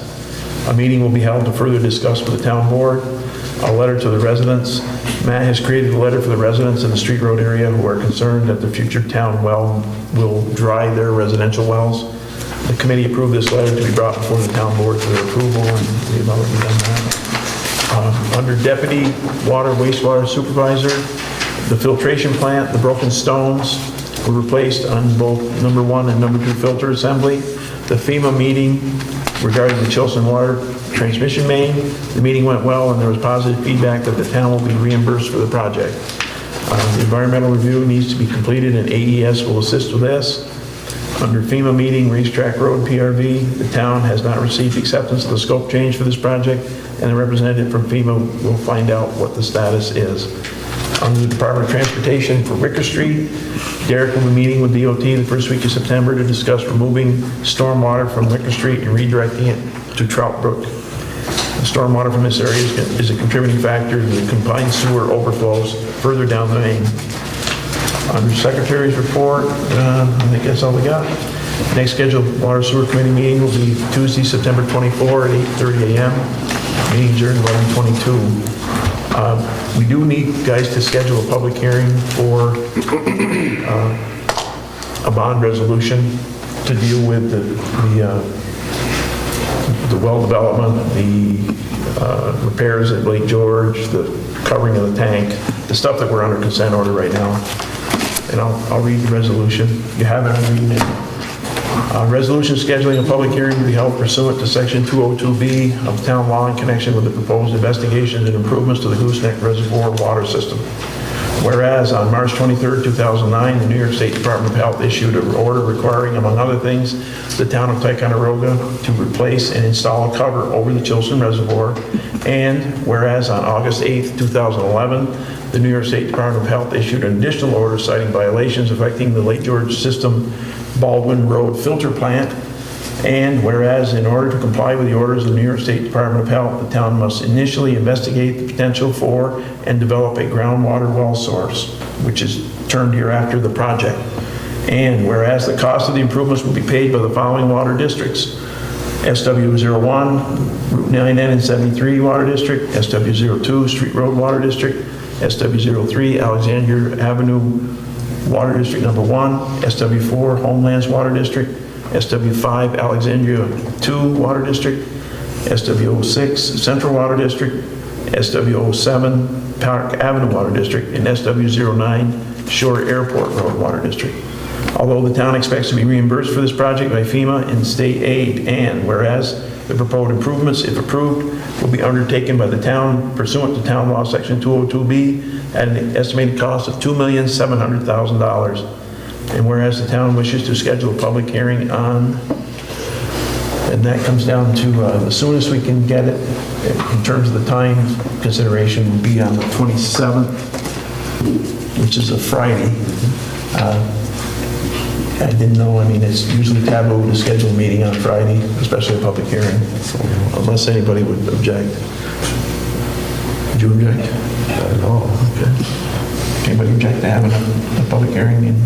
Okay. I don't know, is that the earliest that we can have it? Or That's the earliest by, because it's got to be 10 days after it's published. But within 20? Within 20, no later than 20, within 10. So what we... Tanya said as soon as we can get it in the Press Republican will be the 18th, which is 17th. Get it in the 17th, and then after that, 10 days would elapse, would be the 27th, we could have the public hearing. And we'd have to schedule a special board meeting right after that if we were going to adopt the bond resolution. So it's between 10 and 20 days. What's the maximum date? 20, not to exceed 20, no later, no less than 10. Not to exceed. So 20 days would be, I mean, you're into October.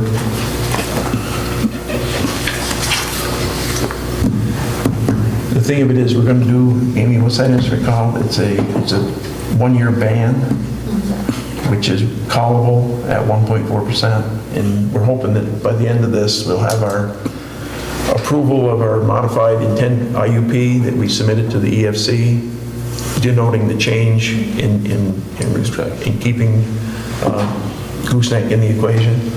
So they're going to have to reapprove it, and then within that year, we're hoping that before this thing expires, we'll be able to roll the whole thing into that long-term financing for the whole project. Just a question, I just got on this, I was understanding this amount right here basically would be that we'd be financing 1.4. Yeah. Would be reimbursed through the FEMA monies. Well, it's FEMA, we're going to get the FEMA money for the Chilson, the main out of Chilson Brook, which is 2 point something. And I don't know if that's absolutely correct, Steve. If it's going to be reimbursed by FEMA and or state aid. I mean, they made this kind of on the fly, didn't they, this resolution? Then it wouldn't have, that particular amount of money wouldn't have to be added, rolled over into the next bond that will be going for to do the whole project, right? Well, it'll be it'll be in the total project. This is just a part of the project. But they have to try to reference all the sources right from the beginning. And that was in the first resolution, so that's why it'll stay there. Okay. You're fixing the pipe going up Chilson? That's what I was, Yeah, well, that's what I was asking. from the PRV on Route 74 up to where the new tanks. Expects to be reimbursed Where by the the Chilson Brook. Yes. So They're going to move it out on the 74. That includes the tank. Yeah. The tank. Yeah, it's kind of more detailed on the notice of public hearing. It's called better. Okay. I think we should schedule it as early as we can. Okay. That's my opinion. I have a 6 o'clock Kiwanis induction dinner annual meeting. On that Friday? At the 27th. On the following Monday, it's actually a public safety meeting. It's the regular scheduled one. So we might- We're going to be here anyway? Yeah. Anyways, if you want to hold off and do it till that Monday. It's okay with me, yeah. I just knew that they wanted to do this as soon as possible. Yeah. And I'm not sure what has to be adopted after the public hearing. I'm sure there's going to have to be some kind of Yeah. meeting thereafter too, which you'll have to It's easier schedule. for us. Yeah. Also. Well, then there's the 20 days after you adopt the resolution for the stormwater. Is this a bond? This is a bond, this is the bond, the work that we need to do Bring this in early. to stay on track here. Okay. They'll have to come in. Yeah, there'll be an estoppel that you'll have to adopt. After you do the resolution, that's published in the paper, then it's 20 days after that. Yeah. They can petition a vote on it. Yeah, It gives you so if 2 you want to hours. hold a meeting, schedule a meeting after this, then you can adopt whatever it is you're going to have to adopt because of this. Right, right. So you need to figure a time where you're going to have your meeting and then Okay. give yourself. Do you need 2 hours? hours. Public safety is 5 o'clock. I'm figuring at least an hour, probably an hour and a half that night. Okay. Okay, so you want to say 6:30? 6:30 on The the 30th. 30th of September? That's a public hearing. Water system. That's when I would do it. When do you want to do it? Before? How long is it going to take? It shouldn't be that long. The only thing is, though, people might want to come if they're working, you know. Yeah, that's- you want people to they have want an to be here if we have it too early today.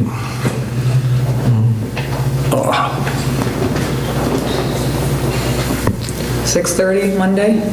Yeah, works for me. Sounds good. Okay, Jeff? I would move that then. So, also, I don't know. I think we might better, We want to do it earlier, Steve? I was going to say, do it at 5 o'clock, because that shouldn't take more than, 5 o'clock, the meeting's at 5. Your meeting? Your meeting's at yeah, 5. but I can, we'll just advertise that that's going to change to 5:30. You could get this done in 30 minutes, a public hearing and a vote? I don't, You might have. how long have the public hearings got? Depends how many people show up and want to speak. You know, I mean, you could have a room You full are of going to people. have to put some kind of limit on it, whether it be an hour, hour and a half, because you have to schedule your special meeting afterwards, to do any kind of business for it. You better put it after then. Even 6:30. Yeah, 6:30. So you have first by Lane and second by Jeff for September. Because I got a lot coming in. I agree.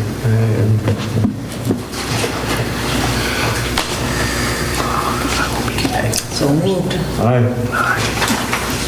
So we go, it's in the phone. So now if you want to schedule a meeting Yeah. after, you need to, are you going to give it an hour? Are you going to? I would say, let's schedule a meeting for 8 o'clock.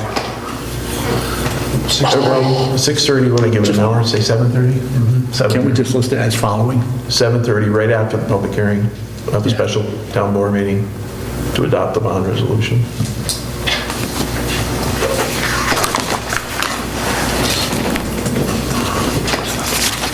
First, I move it. Second. All in favor? Aye. Carried. That's the special meeting, 7:30. That's all I got, thank you. just one comment on that. Not on this here, but on something previous, where we had the individual from Plattsburgh, the college there.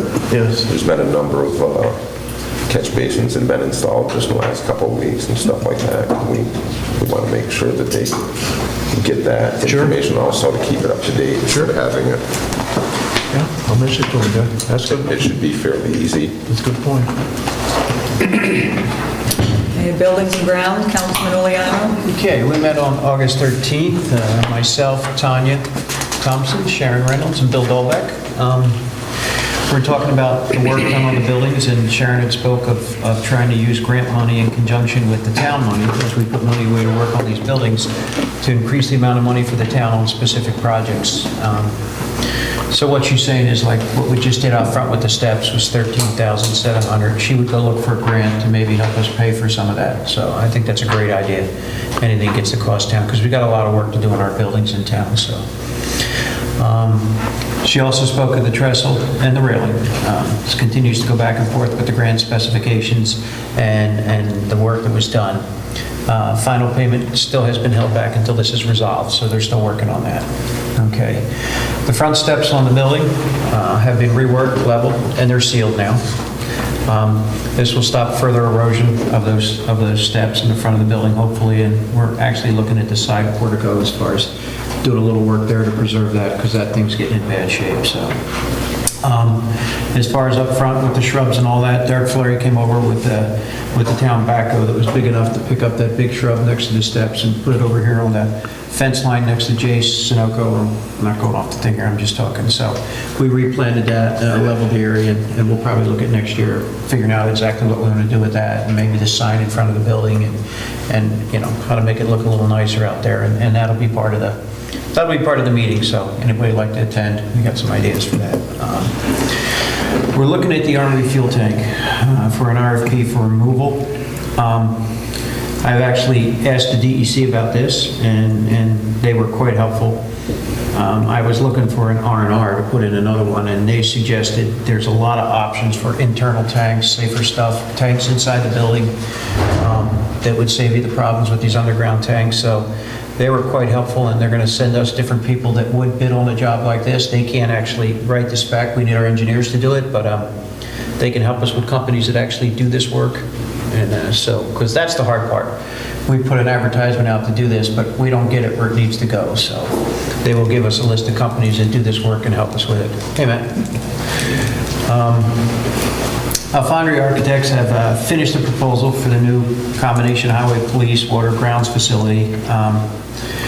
This document will be brought up at our next building and grounds meeting, so it is there, and we'll start talking about that. Our next meeting will be October 15th, 10 a.m., right here in this room. Thank you. Is it a design, Dave, or quote? It's everything. It's the design, the price, everything. The whole thing's priced out. They'd like to schedule a conference call with some of us, so we'll have to work on that. Okay.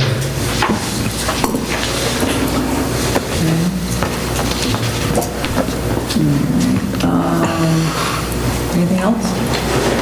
That's it for buildings and grounds. Thank Okay, you. Parks, Recreation? Okay, we met right after Dave's meeting. A few of the things that we're working on, the Carillion Wall, Mike is currently engaged in rebuilding that. Amy, on the concrete, did he get to go ahead, or do we need a motion to transfer those funds from the reserve account? Because I sent an email to have him go ahead with the funding from it. Well, I told Mike to proceed. but Okay. At the last meeting, we had probably the finance meeting. Okay. When I briefed the board on that, I said, let's wait until I have actual expenses, so we're not transferring more than we Right. needed to. Okay, that's fine. The other thing that we're going to be taking care of is the light pole at the upper end of the entranceway. The base has already been set, was set last year. The pole's been bought, the light unit's been bought, and as soon as Mike can get to that, they're going to set that pole and get it all hooked up. We've got a delay on the one in the park. Do we still have that outstanding, the order? For Lighting Falls, Yep. purchase order's been written, and we changed Yep. vendors. But we're still within that 6 weeks, so we're not, Okay, because Mike said that probably the second week, by the first week of October, he'll be done for the season. So if it doesn't come before then, we'll either have to see if we can get the highway crew to maybe come in or put it off till spring. So Just spoke to Joyce Cooper today, it still isn't in. then it may have to wait till spring.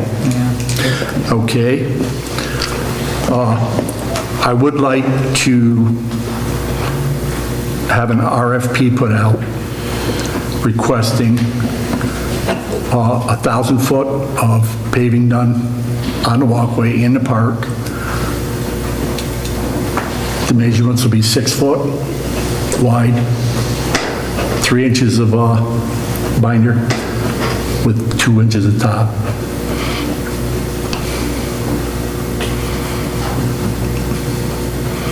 You're gonna have to remove what's there, right? No, we'll go right over it, use it as a, And this is in Bicentennial Park? yes. We'll handle one park at a time till we get them taken care of. So you're bringing that, Steve? Yep. Is there a second? Or discussion? All set. Councilman Cook, discussion? All in favor? Is it coming on the highway? No, it won't come out of highway. It comes out of Parks and Recs. Parks, right? It's budgeted, you got money for it? Well, that's what we're gonna put the RFP out for, to see how much we can get. We've got money, but I want, as I told Amy, we waited till this particular time to be able to get it done before it gets too cold, but yet to know what we've got in there. We've got some fundings left, and we look pretty good, but it depends on what the cost is. If the cost comes in at 12, 14,000, no, we're gonna have to call it back, and do just so much. But the last roads we did, it was $100,000 for a 22-foot highway lane at 2 inches to the center, down to 1.5 inches on the outsides. So just if you could get kind of a rough. Well, it's gonna be 1,000, well, that's what I said, we're looking at 1,000 feet, 3 inches, it'll be 3 inches binder. We could go with 1 inch top. Mile. So do you want proposals or bids? Request for proposals. Yeah, no, I don't have a bid, not yet. Well, you We'll can find out. reject the bids anyways. You Yeah. don't have to accept the bids. What's his stuff in quarter? But I would, But he's going to binder and, what do you, go with the bid? The process of that You much. don't want to piggyback off the highway award? I think it'd be cheaper for me to take it out from some of the people I've been able to talk to. Right now. see what they If we get, just as a question, if we go to RFP and it comes back and or the contract pricing is still cheaper, we can still go with state Yes, contract okay. pricing, correct? Yep. I just can't, but should. Well, that's what my Oh, yeah. point, that's what my Take the point best rate was. we can get, The yeah. reason I'm asking that is somebody asked me that specific question on something else. Should that be in a proposal that it must be state contract rate? Say maybe I'm wrong. Doesn't have to be. No. Go with the Maybe a little bit proposal. lower. Okay, any more question, more discussion? All in favor? Aye. Aye, so moved. Any opposed? And we've got a few little things that they're trying to take care of. They're gonna get lines painted over to the or the basketball court. Some nets were put up. We need to order 3 signs. And basically all they need to be is 3 signs to state the skating rink and the basketball court are open from 9 a.m. to 9 p.m. And we'll solve our problem of individuals going there after hours, breaking into the thing, turning the lights on and using, it will then be enforceable. Okay. So I'd like to order those 3 signs if we could. Okay, and also, I've had a couple of people just recently say that there's no signage on the tennis court, it's all fenced in and locked, and the procedure is to go to the police station, get the key, and come in line. Well, we're having more and more new people go to use it, and It's locked. and it's locked, and there's no explanation of how to do it. So Then- people have been crawling under it and wrecking the fence. So Then why don't we just at the is there- same time order a small sign that says key can be picked up at Ty Police Department? And we'll mount that right at the door. Why is it locked? You want it locked. Well, all the kids just go under the fence and tear it Yeah, I know. up, so all you're doing is keeping the people who would be using Well, it actually, some of the legitimately out. tennis players told me that they You're not- went under it so that they Yeah, could... you're not so it keeping isn't the just kids out, you're just keeping the people who want to use the facility out, honestly. I mean, I It don't keeps a lot understand why it's of, locked. it still keeps a lot of them out. keeps the bicycles out Yeah. and You have that door open, they'll be in there. You know, all you got to do is fine one of these kids a significant amount of money and it stops. You know, you make everybody pay for behavior that could be handled. Not under 16. If there's 15, good luck. Yep. There is The nothing. gate was locked when the fence work was that still way. in decent condition, and over the years, that's what's happened to it. And every year, the beautification crew tries to get it met back in and Yeah, continue. we've even to staked clear it up, in. And it needs to be completely fixed, Yeah. Oh, yeah. cemented down or something. Well, it needs to be restaked into the ground and, Yeah. that'll be the next thing come up, but we'll talk of that during budget. But you want signs with hours on it, and I think the board has to decide on designating hours. We did have designated hours over there. They were on a brown sign at one time. And I don't see the sign over there anymore, so It's a replacement. we're just replacing the signs that used to be there 9 to 9.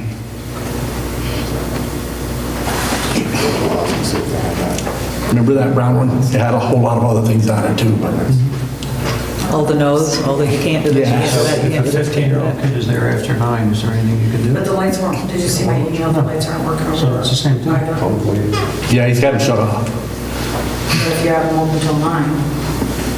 Well, you'll have to fix them now, but before we were having a problem when it was light, they were turning them on, so we just plain shut it right down. I'll have him readjust them. Okay. Does that need to be a resolution? For the, Replacing, No. And that's about it, except for the things we got to talk about in budget to put in for Parks and Recs. okay, you want to go right into airport? Yes. We were going to have a meeting at the airport last week at 9 o'clock. I ended up getting a phone call, didn't make it over, but it was going to be just, I think, Dave, John, and myself. We were going to go over the keys and stuff there, but Ernie can be there the next time. Also, I received an email today. Did you receive the contract? The grant? Master plan, grade Yeah, offer? there has to be motion brought forth tonight and go forward and send out. Yep. You want me to say that? Yeah. So, the governing body must pass a resolution and execute the grant by signature. Okay, so this grant is grant offer for an airport improvement program, project number 336019602222013 at the Thai Municipal Airport to perform an airport master plan update. I'll move that. Seconded. Second, Councilman Liliano, discussion? When they did this update, who's involved? As to, The engineer. Yeah, There's a master the plan engineers, but update. they're oh, doing, that's next year. Who actually is involved in doing the update?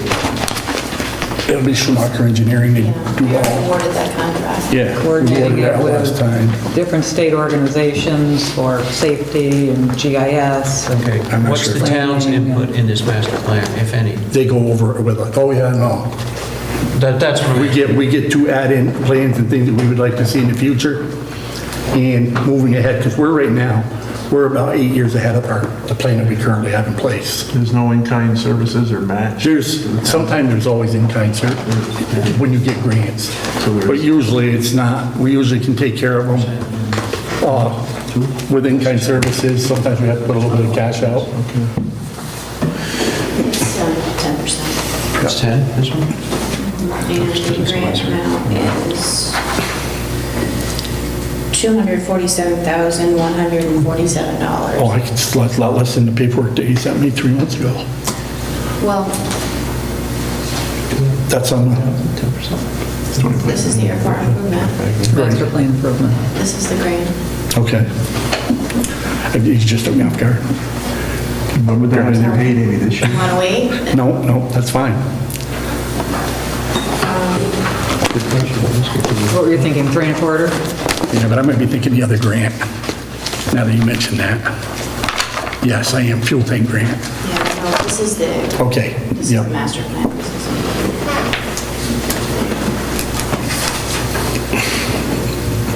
When would that be payable, the 25,000 this year? Or No, next year. next year?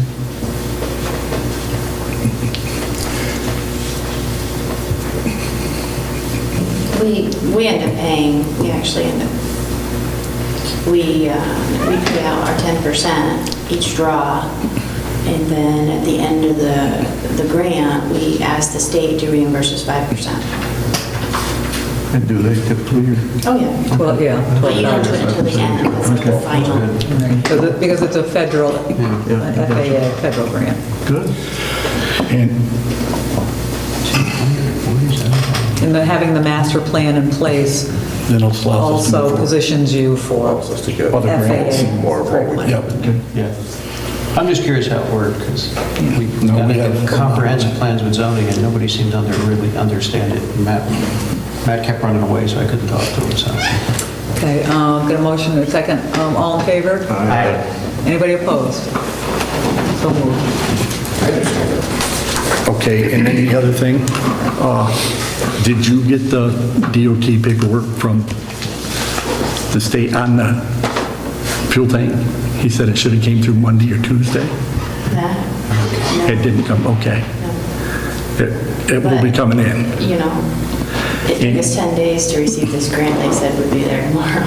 Yep. Okay, well, the reason I bring it up, Matt, is in his, in the email and stuff he sent with saying this stuff was coming and made me aware that this was, we need to have you start the process of a New York State license for us to operate the tank Up at the at the airport. I've done those.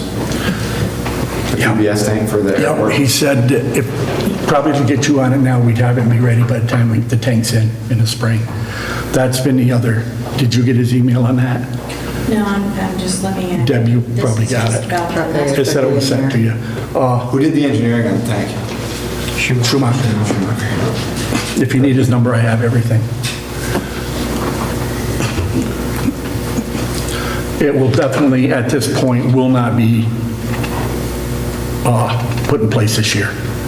We're not going to be able to get the paperwork and everything he said from the state. They're holding back on everything right now.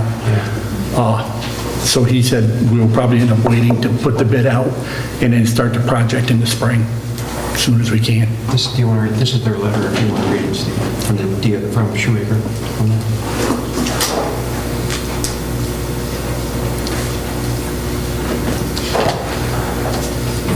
Yep. That's basically what he just said, so. It's going to be a self-serve swipe, right? Yes. He will ship anything you need on it. I also have a full set of plans on it. Yeah, he can probably send me a PDF of it. Yep, the whole thing. I'm going to forward you this thing that he sent us Okay. right now, so you have it. Other than that, I think we're, Yeah, I think that was pretty much it. and I just need to bring this up again. We've got to get somebody in the highway department, a couple of their guys, if we can get them into some training for this spraying and stuff, because I got 3 or 4 areas up there that got to be taken care of. We've been cutting the brush, but if it could be sprayed, you know, the area inside the articulated circle, and everything around there, and then around some of the lights on the apron area. So if the school does come up, if somebody would, I'm not certain, but I think the school only has one person that I'm aware of. we only have one, Right. and it's Tracy. I mean, Tracy's not going to go out and, Hague has switched to something that's non-toxic that they're working with, that kills the weeds, that you don't need a license to spray because of the lake. The environmentalists put this stuff together, and the Hague Town crew has been using it, and they say it's effective. It's a Can you find out what it combination. is? find out what it is. I can get the thing. We'll for give it you. a try. They're using it all along the lake and everything instead of using the other chemicals, and they say it's working quite well. So anybody can spray that. Well, Go ahead. anybody might be spraying it. Find out if anybody can spray it, is what Yeah. the point is. Municipal law can be, Yeah.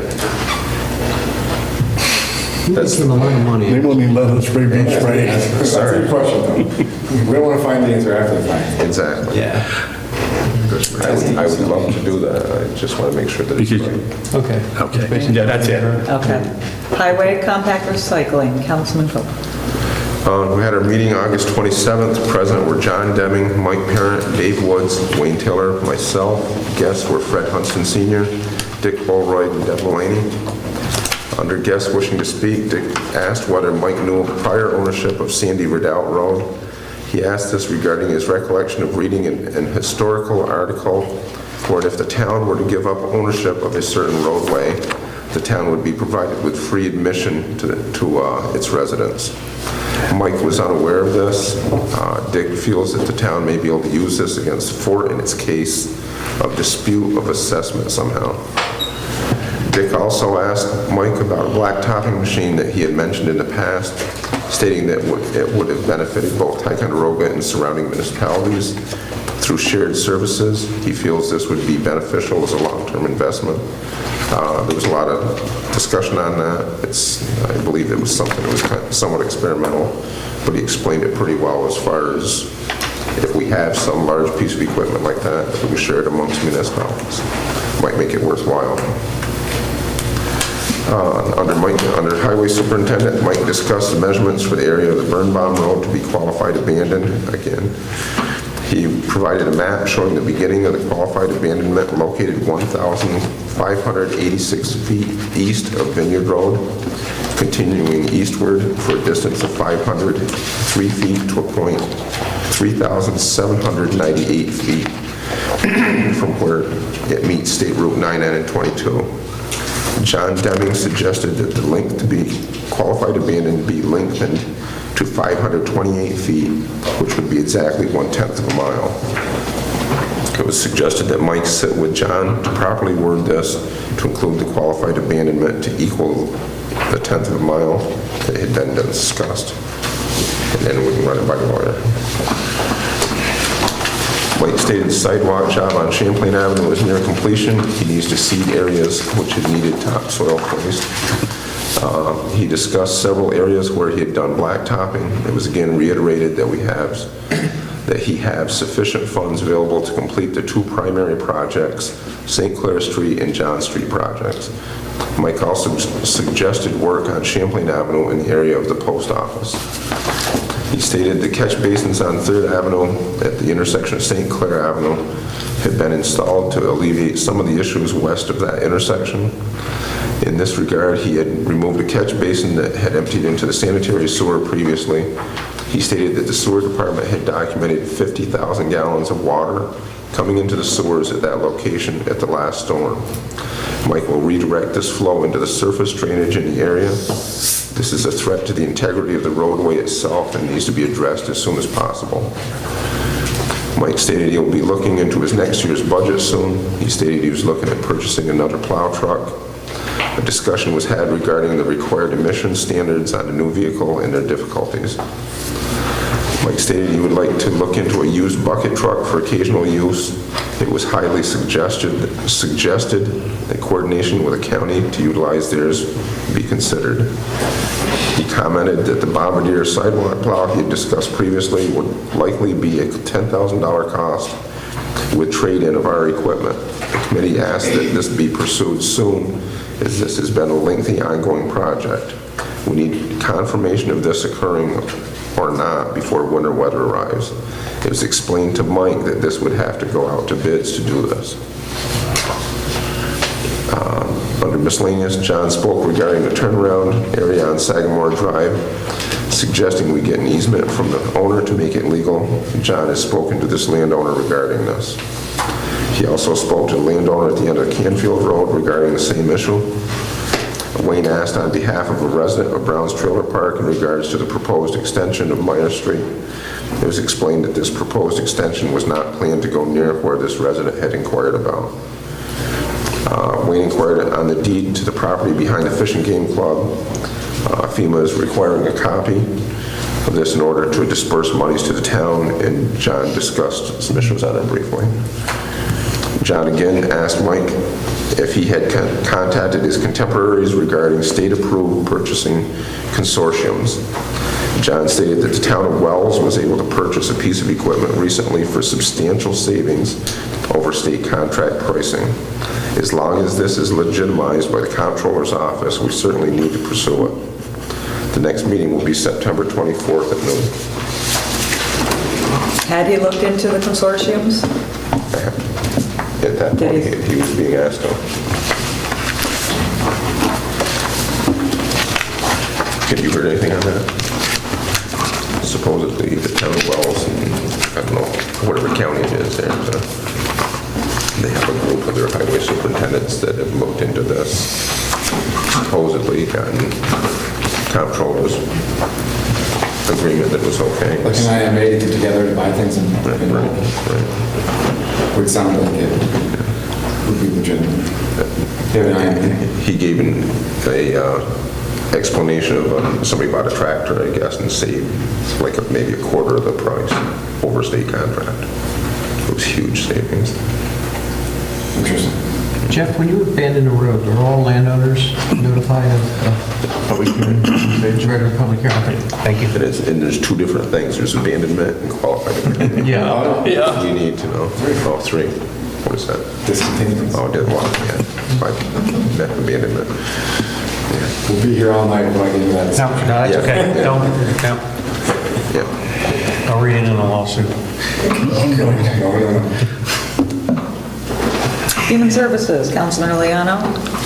Okay. Which one is it? Okay, youth.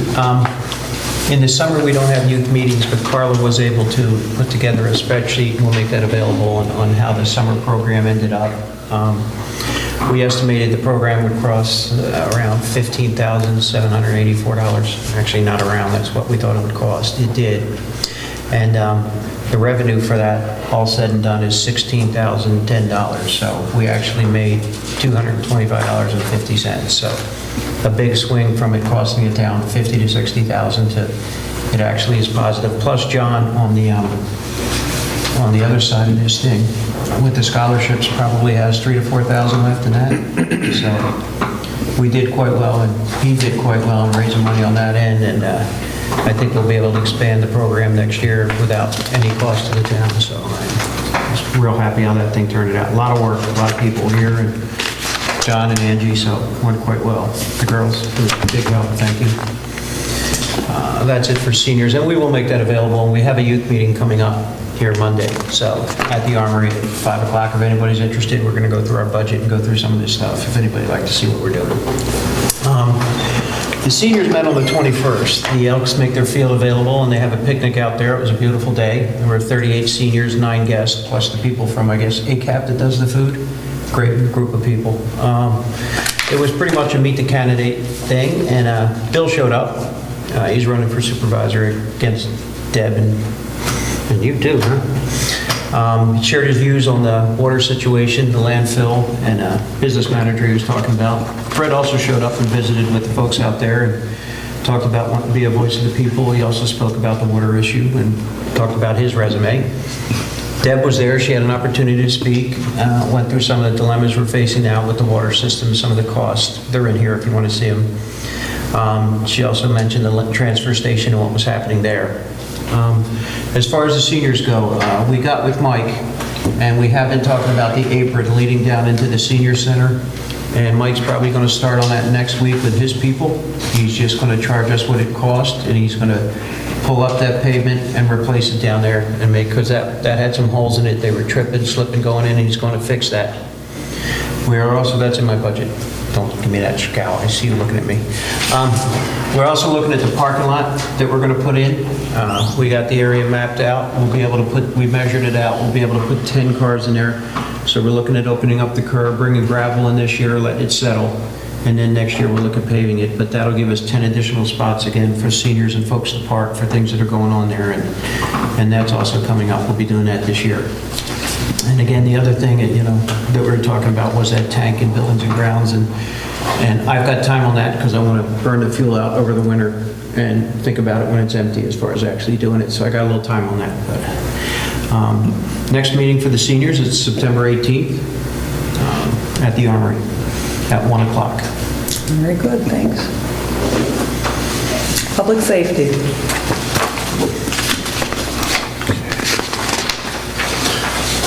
Okay, the meeting was held on the 26th. I wasn't here. Dave held the meeting for me.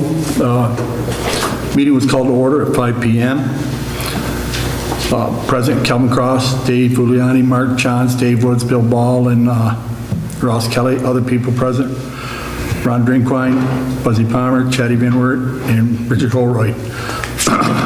Bill started the meeting, gave his reports. I would like to say, too, I've been receiving a lot of the work that Bill has been doing as far as working on violations in Ticonderoga.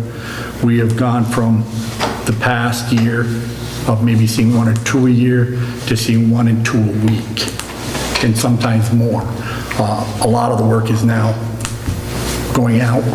He is also getting busier with inspections and things, fees that have come in.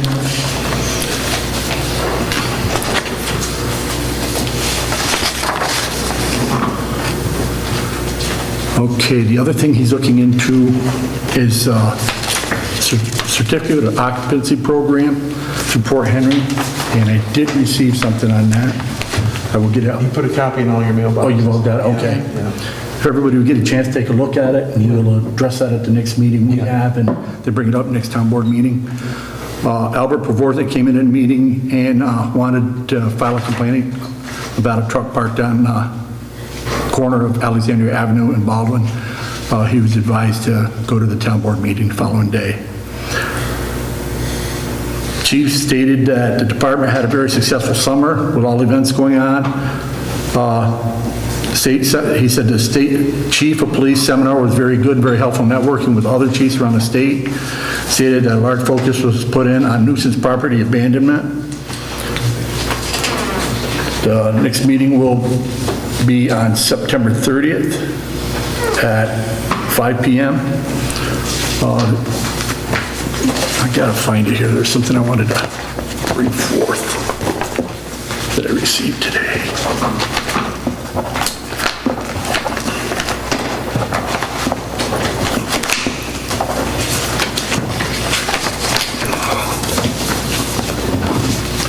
No, I'll go from memory.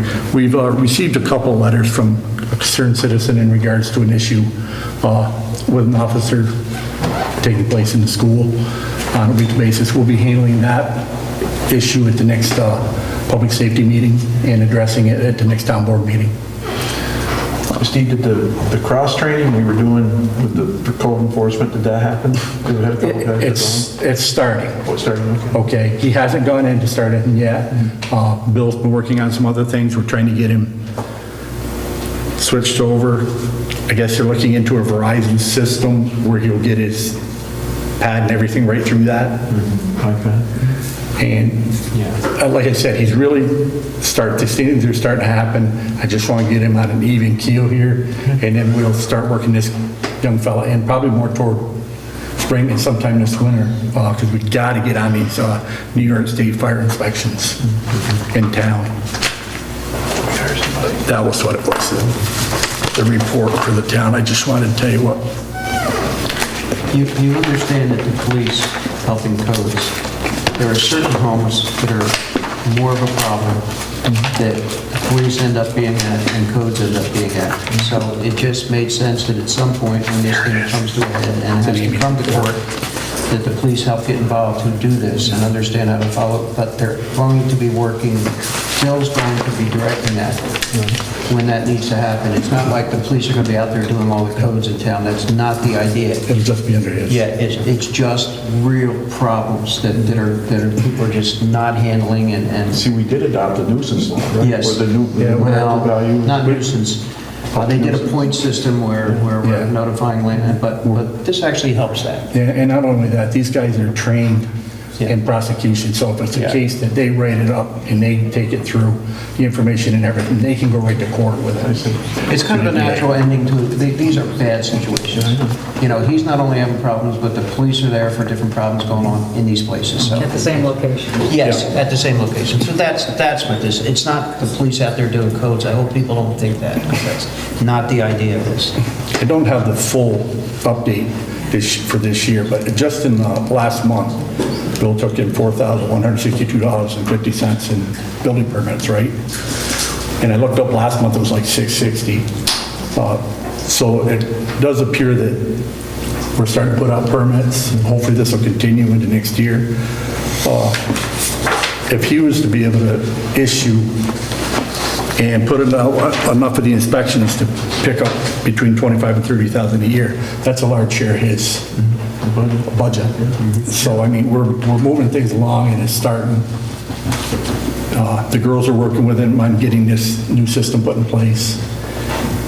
But I think he's doing a good job. Good. I encourage you to make it a chance. Just on our, we have 6 properties that we're working with him on right now. Yeah, at least. Yeah. So we'll be bringing those to a head. What about tweaking a property maintenance law for us? That's another big problem with the people who have walked away from their homes to foreclosures, are now owned by the bank, and they look terrible, and we don't have, the town does not have the legal right to go on the property to Yeah, Bill and I talked clean it about that up, too. put a lien on the house, Yep. houses. We talked about that. There is a way to do it. We could update it where the town can do the cleanup and then assess it back to the property. What we were finding, because we've had to do this for other municipalities, you guys aren't alone, is trying to dig a little bit deeper into the foreclosure file to see exactly where it is. Because a lot of times, what we're finding is with some of these properties, the foreclosure sale may actually happen, and the bank doesn't record the deed. Right. And that's where the chain ends, that's where you can't find them. And the property owner's gone, but when you look at the tax records, the property's still in the property owner's name, and there's no deed been filed. Some of these banks do this for a reason. And they actually, what they do is, they internally convey these properties over to these LLCs, so that it's not in the name of the bank. Oh, So you can't track them find down. them. So what we've started doing is actually going into it takes a little bit of work, but going into the foreclosure file, finding out who the referee is, because it's all public record, and then contacting the referee to see if the sale actually took place, because the referee's gonna know if they signed a deed. And if they did sign the deed, then we can go back to the bank and go after the bank. Doesn't the state also have right now a law on the floor, legislation going in Yes. to close that loophole? Yes, there is legislation pending right now. Yeah, it is. I think it did get backing from the state bar, that when you file a foreclosure notice, you have to file basically a document with the local municipality code enforcement to let them know who the contact person is. Somebody that will respond to code violation issues. Obviously, you can imagine the bank lobby is fighting that tooth and nail in the legislature. It probably won't come back up until January, but yes, I've read that. I know it went back to the floor. Yeah. So that will alleviate all of this concern. That would help. And another type of, let me give a scenario. A house burns, it's uninhabitable, and the owner of the home doesn't address the remains, leaves it, abandons it, yard looks terrible, the house is burned out. What recourse does the community have? We have a couple, I think that's 1 or 2 of them that are on the list that we're taking care of. Yeah, right here. That is the unsafe buildings scenario where we're going to get an order to demolish the building. And if it's a imminent health threat, we can do it immediately. So if it's something that immediately, that's burned right now, is in danger of collapse, we can take it down, have a town board meeting, and have Bill come in here and give a report, take it down. and then the cost would be put on as a lien on the taxes and things. Is that one on Grace Avenue, is that on there? Yeah, that's the one, That's yeah. on there? Yeah, that seems to be the top. You're putting the lien on the property? Do you need to know who owns it, or can you just put the lien on the property? No, that's the thing with liens and real property taxes is they're not a personal liability, believe it or not. So you can lien against the property? So why aren't we doing that on the ones that the bank owns? Why don't we just put a lien, we don't care, why don't we just put a lien against the property and the bank won't be able to do anything with it until they clear the lien, right? Well, that's what she's talking about, yeah. Yeah. So we don't have to figure out who it is. No, but you still have to give them notice. And you can't just go in and do it. If they don't file paperwork, we can't give them notice. So then we file with whoever's on record. Yeah. Yeah. I'll give you a follow-up on it. some of it gets into the complication of how these banks have dealt with these mortgages. You probably read about it in the news. They use this MERS system. Yes. Mortgage electronic recording system. Yep. And what that does is it allows them to avoid having to record an assignment in New York State every time they buy and sell these mortgages. So they just use this electronic database. And that was a fight for about 5 years that it was illegal in New York. And it subsequently has been ruled lawful. And so when you put this company, it's a big database. So when MERS is the mortgagee, you send it in there and you don't know who the actual mortgagee is.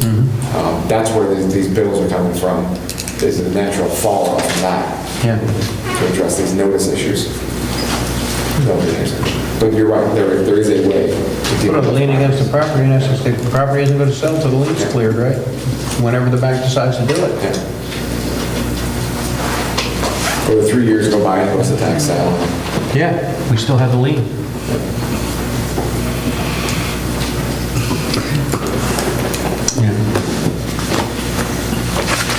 That's it. Okay, thank you. Any on library, cable TV? Yes, if I can find it again. There we go. The library, New York State-wide 2013 reading program, the final report that came in for the Blackwatch Memorial Library, Heather reported this year. They had a total of 34 youth in the reading program. Of these, we had 15 teens. Total number of children who recorded by minutes was 19. Total number of minutes read by these kids was 15,240 minutes. Participating in the recorded by number books, read answer this section. Total number of teens who recorded by books read 13. Number of books teens read 39. How many programs did 27 programs were held by the Ticonderoga Library this year. Total number of attendance between parents, children, 368. Total attendance at the teen program, 56. Total number of attendance was 424. So they've been busy this summer with events. And they're still having that small bug problem. Downstairs. Okay. You know the one we're talking about. Insurance committee? I wasn't able to make the meeting, I had to work that day, but they did have a meeting on the 26th of August. We met with Mark Crawford and pretty much discussed the healthcare reform update. The large employer mandate and penalty exposure has been delayed to 2015. The New York Health Benefit Exchange is slated to be operational in 2014. Notification of employees regarding exchange options prior to October 2013. Individual mandate begins at greater of 1% income or $95. That's being implemented in 2014. Approved individual and small employer exchange premiums, there's an attachment. We talked about basically down to our situation here, projected for 1/1/2014, our renewal. The optimistic rate of increase will be 11%. The best guess is 13.5%, and the pessimistic could be 16.5%. Based on our current insurance situation, that would amount to a $47,500 increase in our annual premiums that we'd have to pay. In the event we were able to increase or bring all the employees over to the high deductible, the increase would drop to $30,000 as opposed to $47,500. Under the high deductible plan plus employee choice, there's a bunch of options here. I wasn't there, like I said, I didn't get the details. I couldn't make the meeting, so. We're gonna meet again. They meet every 3 months. So. Okay. On that note, I had a call from Lee Pollock, our NYMER representative from Rose and Kiernan, our mutual insurance reciprocal agreement, and the good news is that the NYMER, the mutual insurance rate will at least stay the same, if not a little bit less this year. Liability insurance? Good. Which is good news. Been a while, a lot of the homeowners' policies have taken off of whack due to that Tropical Storm Sandy and some of the downstate damages, some of our more central New York companies. Mine took a hit last night. Hefty increases, so. Okay, got a supervisor's report, some resolutions. We've already done the FAA master plan. The cyclical assessment, Patty Ozier, the assessor, proposal for a three-year cycle.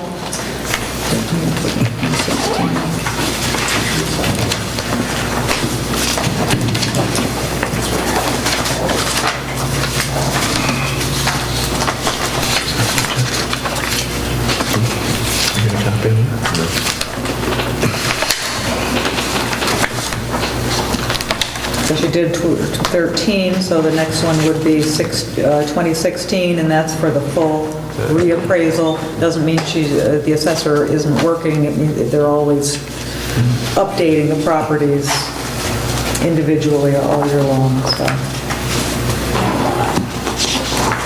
I would move that we continue with it. I mean, is that where, are we at that point now? This is something new, right?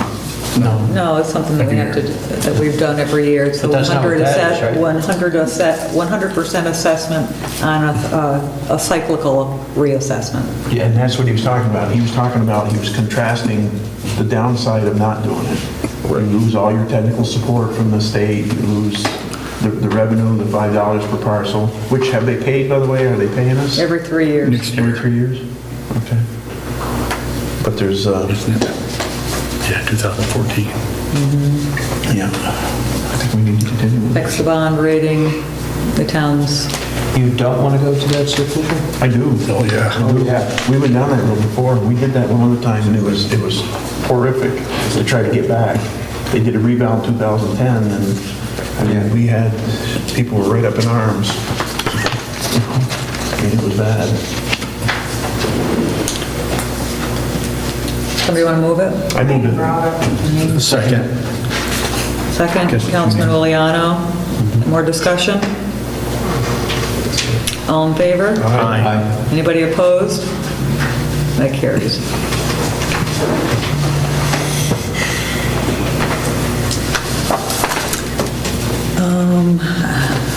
A couple of civic resolutions recognizing Constitution Week for the DAR.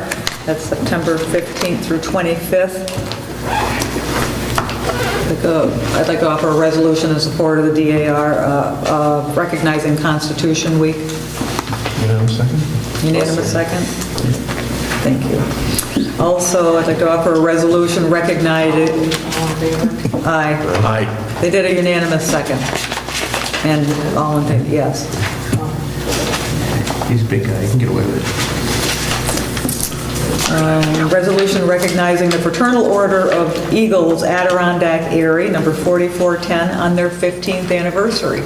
And that event will take place this Saturday, and I'll also present a plaque, which will have their history on it. And so congratulations to the Ticonderoga Eagles, Erie 4410, on the 15th anniversary. So I'd like to move that for unanimous second. Unanimous second. Unanimous, you move that? Yeah. Aye. Good. They're good. Okay, then I also sent you copies of a resolution, a request for a resolution of support, along with all the other town supervisors in Essex County, asking for a resolution in support of the towns of Indian Lake, Long Lake, Newcomb, Minerva, North Hudson, concerning their plan for economic success regarding the newly acquired New York State TMC, which were the Finch Pine lands. The resolution requests the Adirondack Park Agency recognize the physical and logical reasons to classify these lands as wild forest to support a higher level of use and not the wilderness classification, which is in discussion now. So, Yeah, I'll move that one for sure. And I'll second. okay. A unanimous second? Yeah. Do you have an example? I do, I have a resolution I'd like to add to that. from the town of, I'd like to add to that though, too, that's something that we should be looking at. We already got hammered with the Farrow Lake Wilderness area. Shut down the trails to Shrewd Lake. But my point, Same thing. My point is you have a group of municipalities that are working together to try to bring about change to benefit their area. That's excellent. But we need to do the same thing. Yeah. I mean, From here to Square Lane. there's absolutely.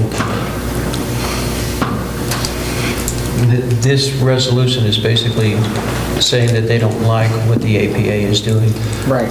It's restricting their ability to use the land. It's land that has been purchased. Yes, Okay. yes. Somewhat recently. Yeah. It needs to be And they wanna classified. go They want it walk forward, classified it should be- so it can be utilized as opposed to being nothing, basically. That's correct. So you're saying you want to do what, Jeff? Say that again, so I didn't understand it. I'm in support of this. But Yes. what my point is we need to, maybe we can get a hold of Spoon Lake, Mariah, Crown Point, and deal with some of these issues that we haven't been able to deal with. I mean, just as you said, that, Oh, you know, yeah. That's terrible. They shut down the every trails. place around us has trails for this or that, Yeah. and they're We're shut getting, down. exactly, we have. We can bring that up at the next Essex County Snowmobile Trail meeting when all that we have up at the county that you've been coming to, and Tracy and Derek, and quite a few other towns in the county show up for that. It's actually Be a a good very good place to point bring too, it. because the things you do now, as far as trails and land use decisions, so many things like that, can set the stage later on. You Yeah. have a lot of forest land. Yes. That are owned by lime and different timber companies. And if Same thing could happen. that was ever sold to the state, you'd have already kind of set the stage for how that land should be classified. Yeah.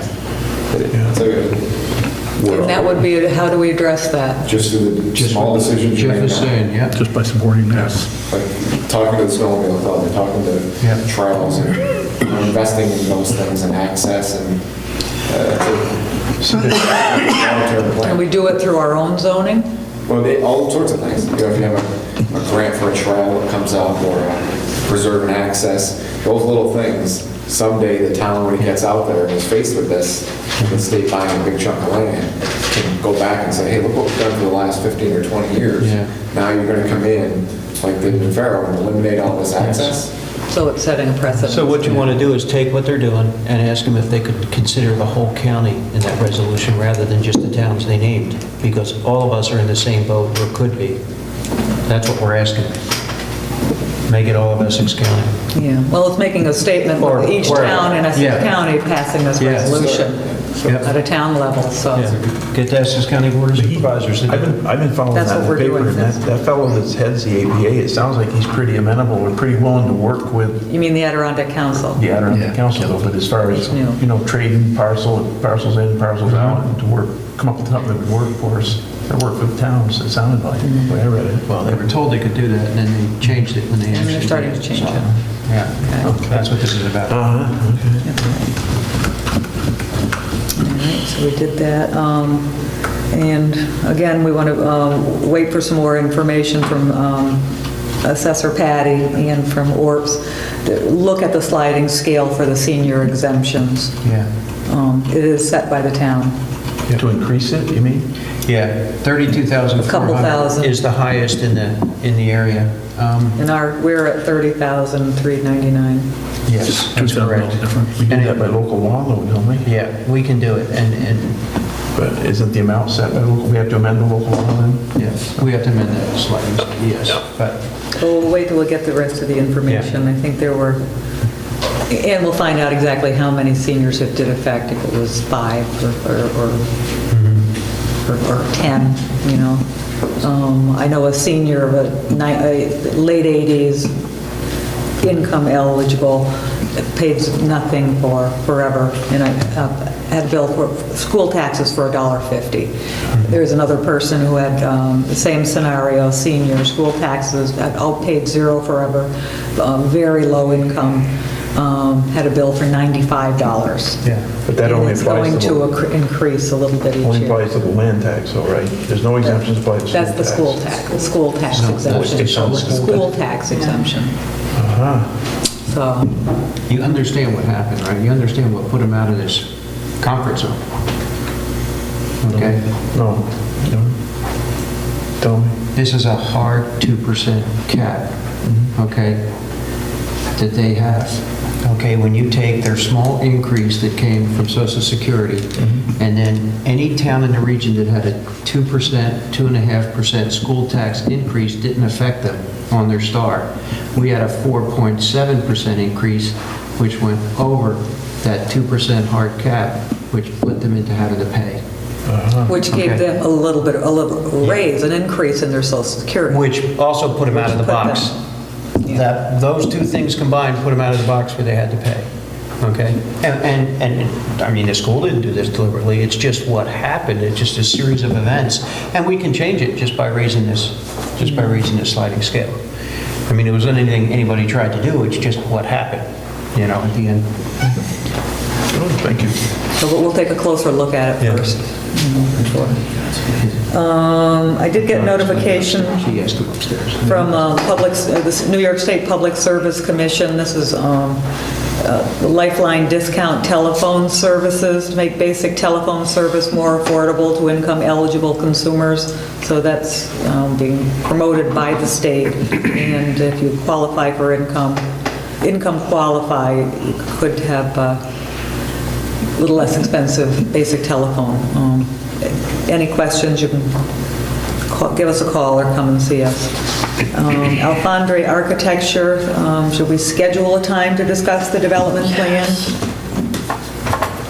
Yes, we should. Yeah. Because I think they'd we like need to have a get it going. conference call, find out where we're at with that.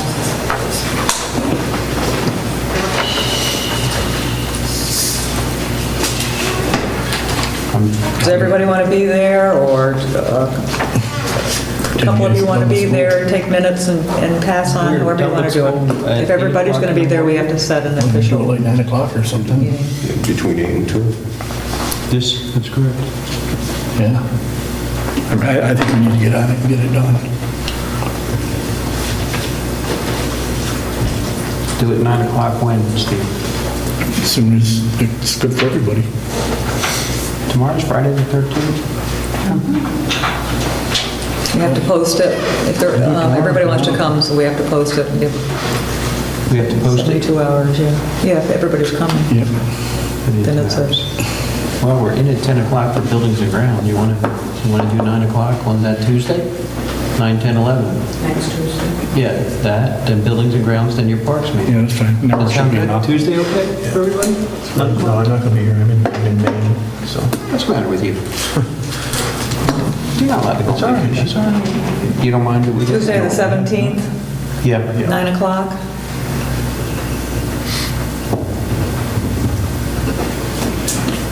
I'm going to say yes. I got to check my calendar. No. Okay, so, That's what Don't I'm have it doing. with me. I gotta figure out how to work my calendar first. okay, so we'll take a closer look at the information, then we'll do the conference call maybe at 10 or something. Okay. No, at 10's our meeting.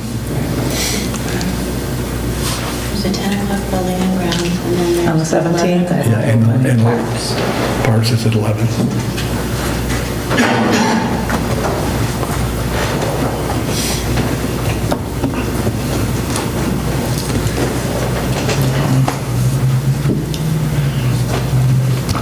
All right, that sounds good.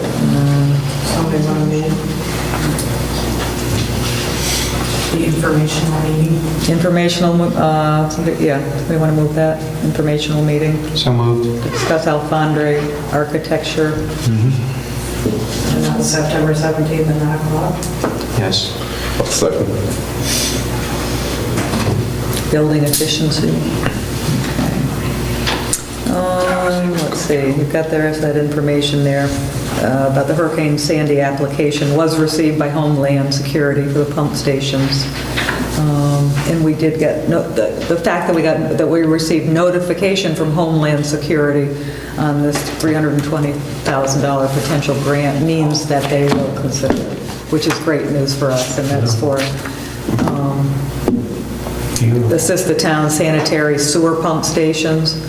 And again, it's through Homeland Security, and this should enable Ty to be equipped and prepared, protecting valuable assets against natural disasters and power outages.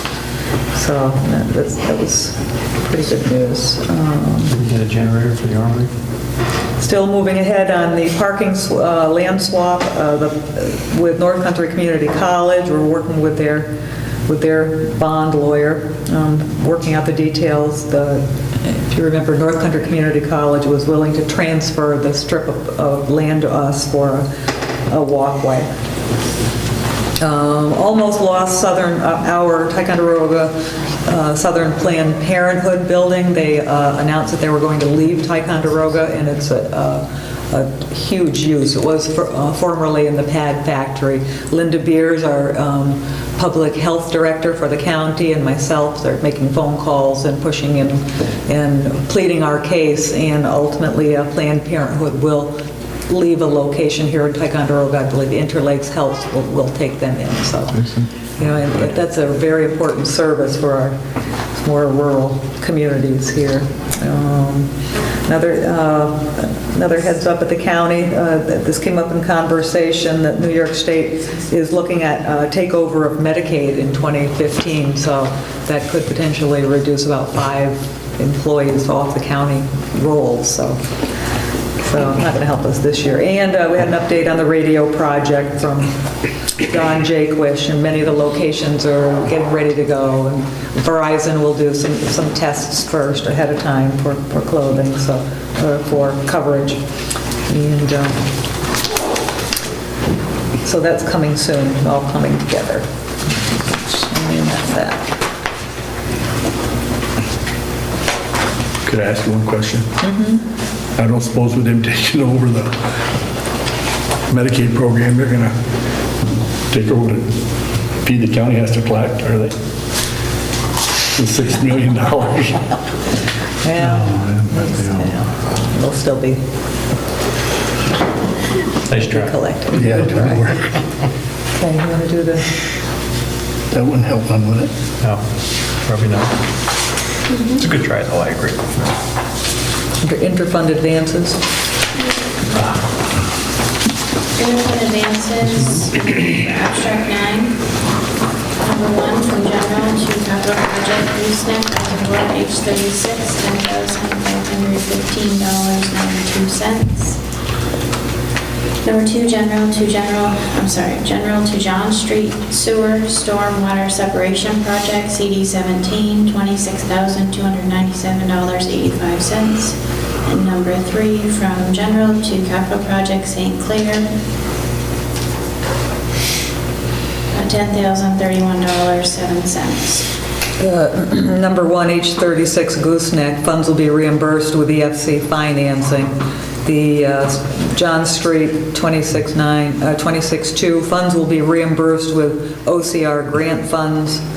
And number 3, the $10,031.07 funds will be reimbursed by financing. I'll move it. Is there a second for discussion? Second. Councilman Oleano, discussion? All in favor? Aye. Anybody opposed? So moved. The only other thing I had on my list is,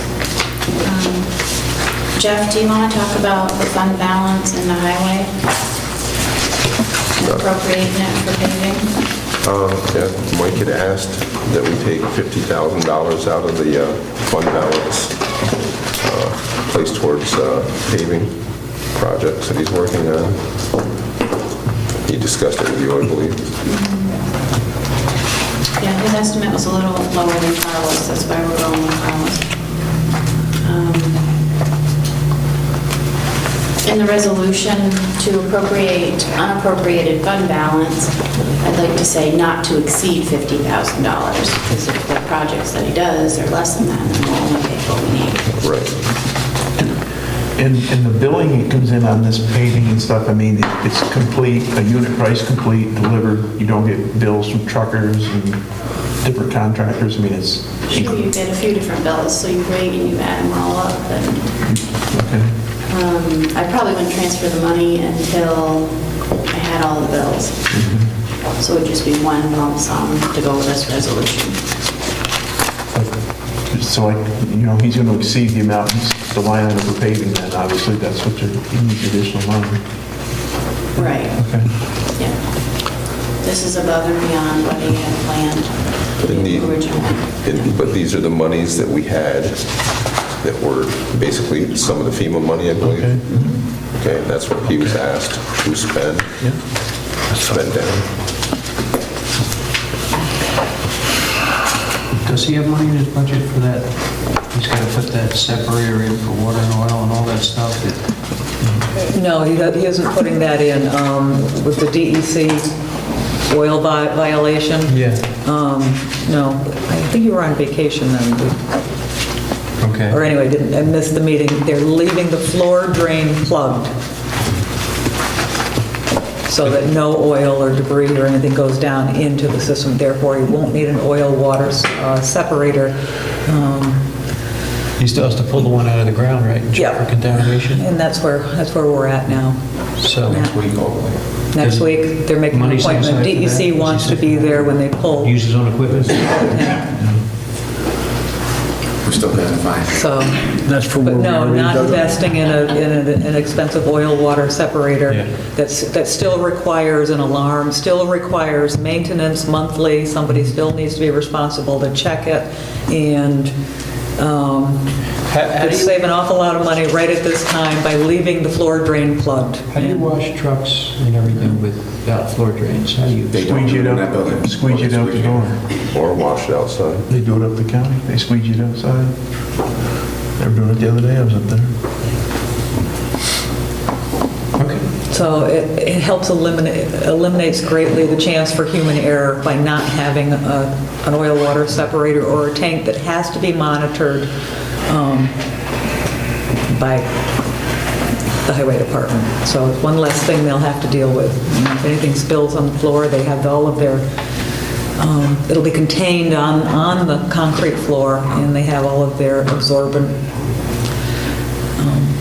whatever, pads and things. I'm just So going to let this go. it protects- I'm not going to talk about this It anymore. protects the, well, I believe you got to it. protect the town, and it saves money at this time. Amy, is this coming under general repairs or improvements, the paving?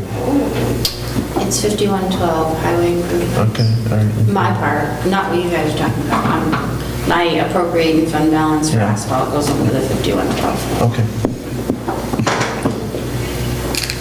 So the resolution, Go ahead. so the resolution would be town board authorization to appropriate unappropriated fund balance from the 2013 budget in the amount not to exceed $50,000. Correct. Well, go ahead. I'll second. Any more discussion? All in favor? Aye. Aye. So moved. Okay. Legal counsel, Matt? You had, we did have a conference call a couple days ago on the overall water project, and yesterday, Kara sent you up a resolution on amending that resolution from a couple years ago on the borrowing. So at least we'll get through this part. We had a long conversation, good discussion about it. All came to the agreement that this is the way to deal with it at this time. So you need to have a public hearing. We did say it. Oh, you did, you took care of that? Yeah. Oh. I said yes. Oh, you said no. Here I am, thinking I'm getting this done. We're still working on the remainder of that project, following up. Next week will be, now that I responded to DEC on the spill matter. I did hear back from Scott Abelson. He's going to get back to me in a week or so. He thanked us for getting that done. Now that I dealt with that part with DEC, I'm going to go back to them on the access questions that we've had with regard to gooseneck.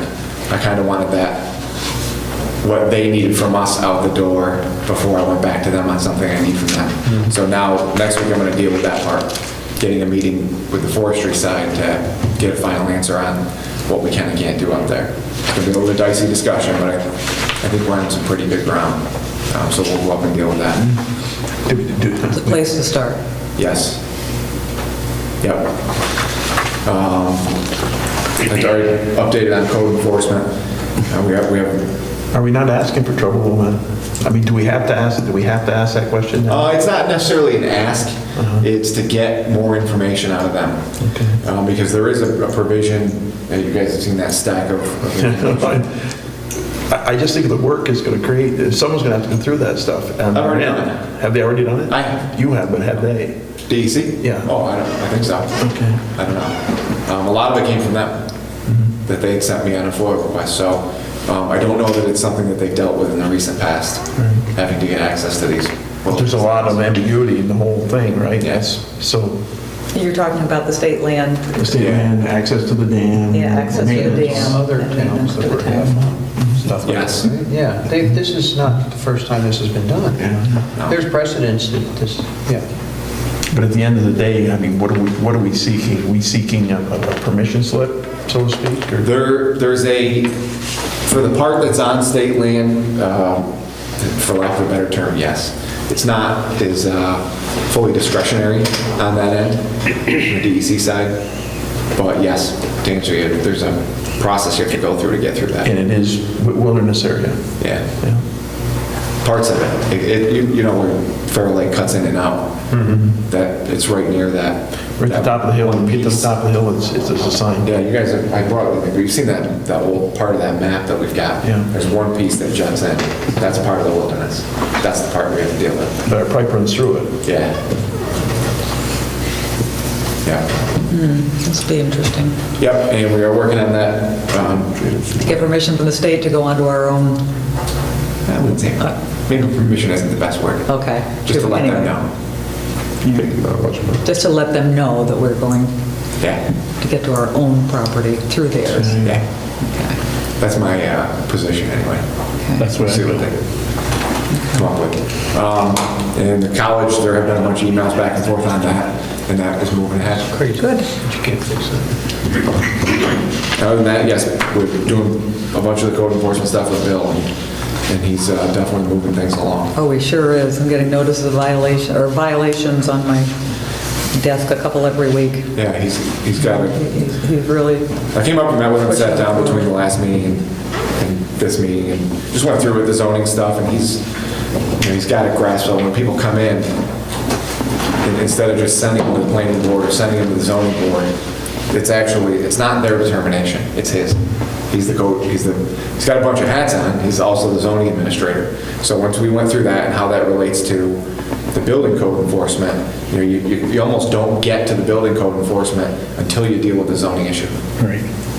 And so, but when you try to do it all at once, that's what was creating a lot of anxiety for your taxpayers and people trying to get permits. And why am I at the planning board, or why am I at the zoning board? So I think that process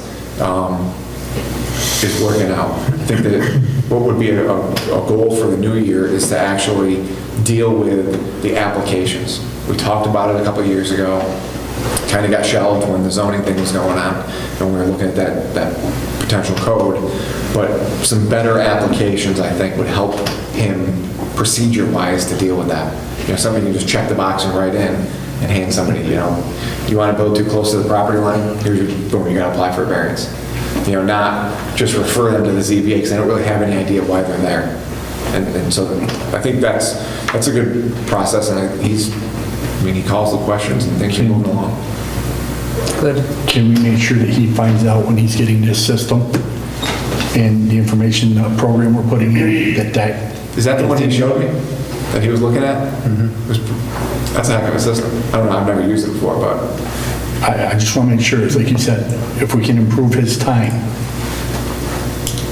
that's going to save us. yeah. It should be great efficiency on that portable laptop computer. He can take his pictures, he can download his Yeah, that is the codes, his rules, his keep There's his a lot of notes, initial and input. issue permits, There's a right off the ton laptop. Of putting everything in, but as you go around and do stuff, it just keeps adding to the, Well, I know he talked to me about that, and I think just kind of parlaying our experience with the new practice and things, I think what the good idea would be on that is to input that stuff when those properties come up.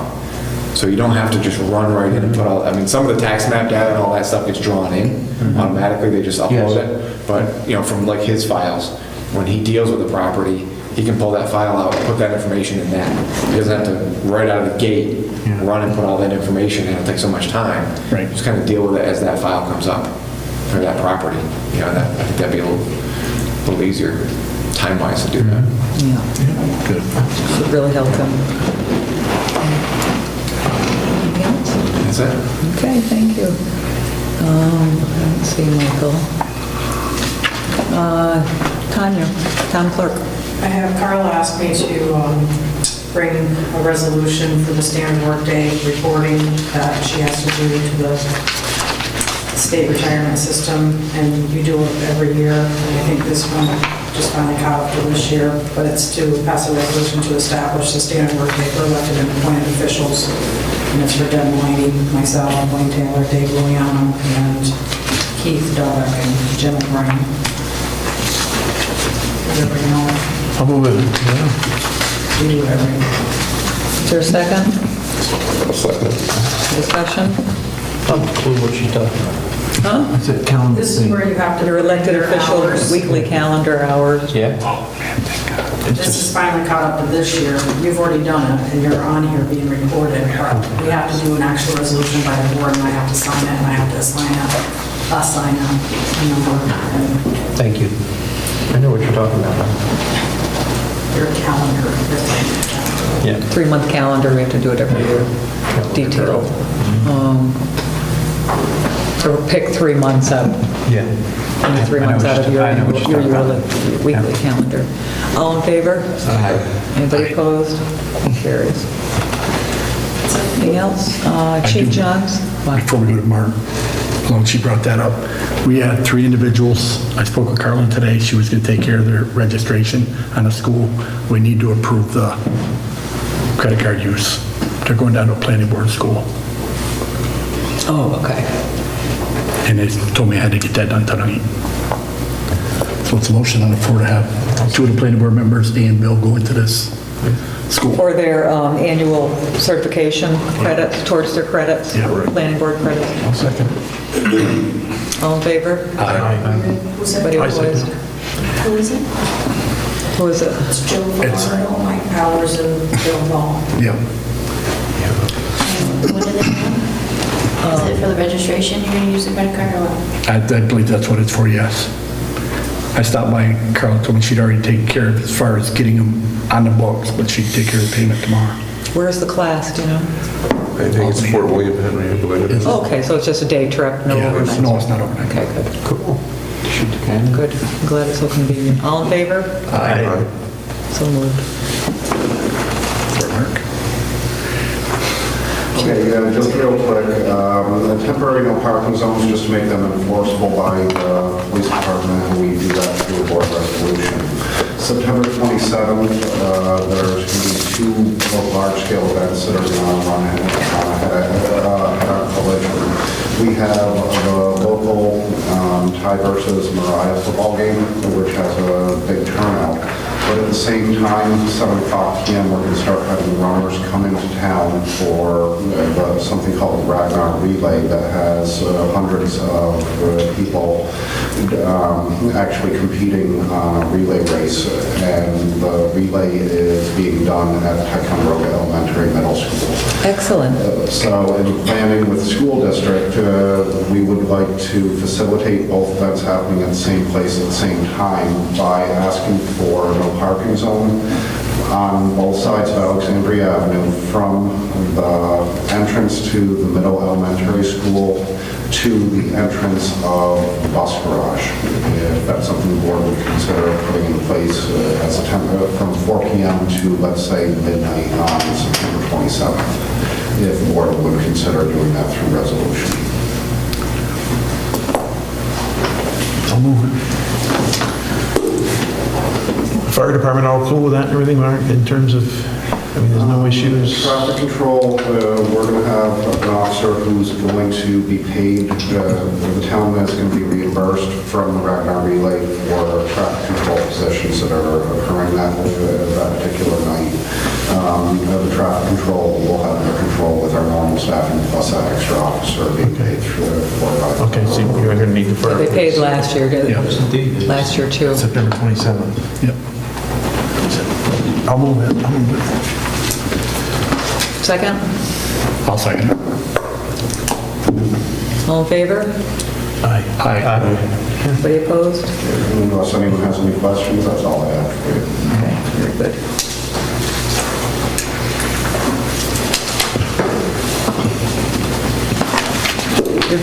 We're noticing over the past 5 years, more and more of these athletic sporting events happening in the region with this Ragnar Relay, with the running, cyclists coming.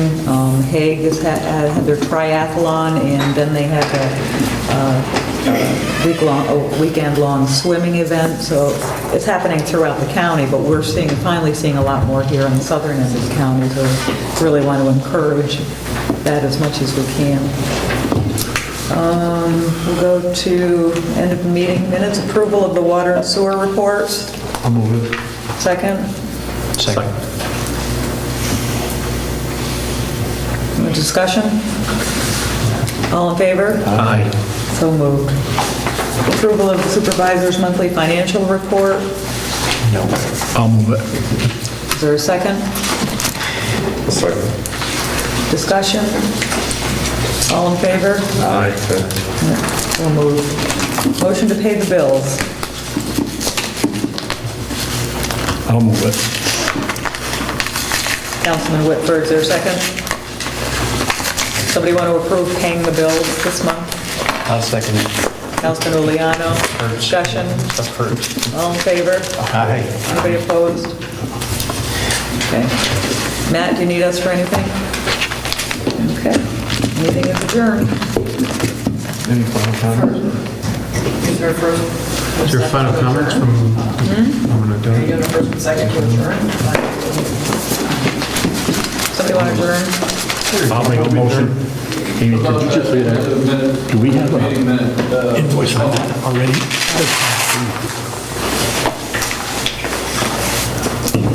Would you like to? Yeah, I got Yeah. one. Okay, go ahead. To Dave. Yes, sir. On the steps. Okay. Say on those steps there that you had to pay an exorbitant amount of money. Had to pay Because of the type of contract or something where you could have the steps a lot cheaper. What happened was, not being aware of the whole prevailing wage situation, I got the gentleman to bid it. The gentleman's initial bid was $4,500. And then someone had brought up the prevailing wage issue, so the whole thing had to be rebid.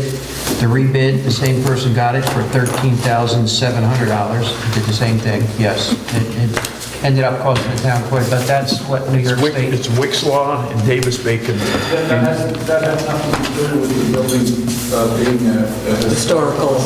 No, and that's where Sharon is trying to get us money to help offset some of the cost of this stuff because of the historical registry and all that. She thinks there'll be money available as we do more. She'll be able to try to find some grants to help us with some of this work as we move forward. So, Well, wasn't there a little more to that? If the contractor had done the work himself, it would have been a Yes, lower, if- but because he subbed it out or hired other Yes. people, then prevailing wage Employees. comes into effect. employees, if you own the company and you do the work, prevailing wage does not come into play. But if you have any employees, then prevailing wage does.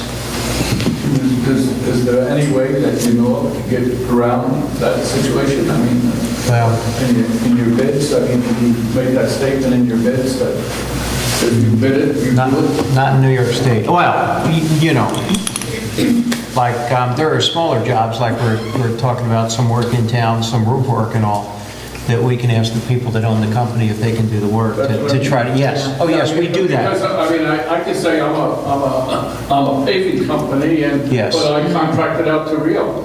Yes. that's correct. You know, and I'll take a percentage. I get the bid, but I'll give it to him. I'll just take whatever the hell he gives me. I've had work done upstairs where the owner did the work, and he didn't have to do the prevailing wage. We had to put a new computer in a closet that needed fans and stuff like that, and it was much cheaper to have him do the work himself, and he did. Didn't bring any employees in, so we didn't have to do that, and it saved a lot of money. So we are looking at that, yes. And it was a special. But this was too big a job, Project, you know. specialized project. I'll become a contract for it. Well, you guys think You're gonna be too The risk busy is answering telephones. somebody not to the contractor, but to the town. Yes, Because the contractor doesn't have to pay that, the town does. The town. yes.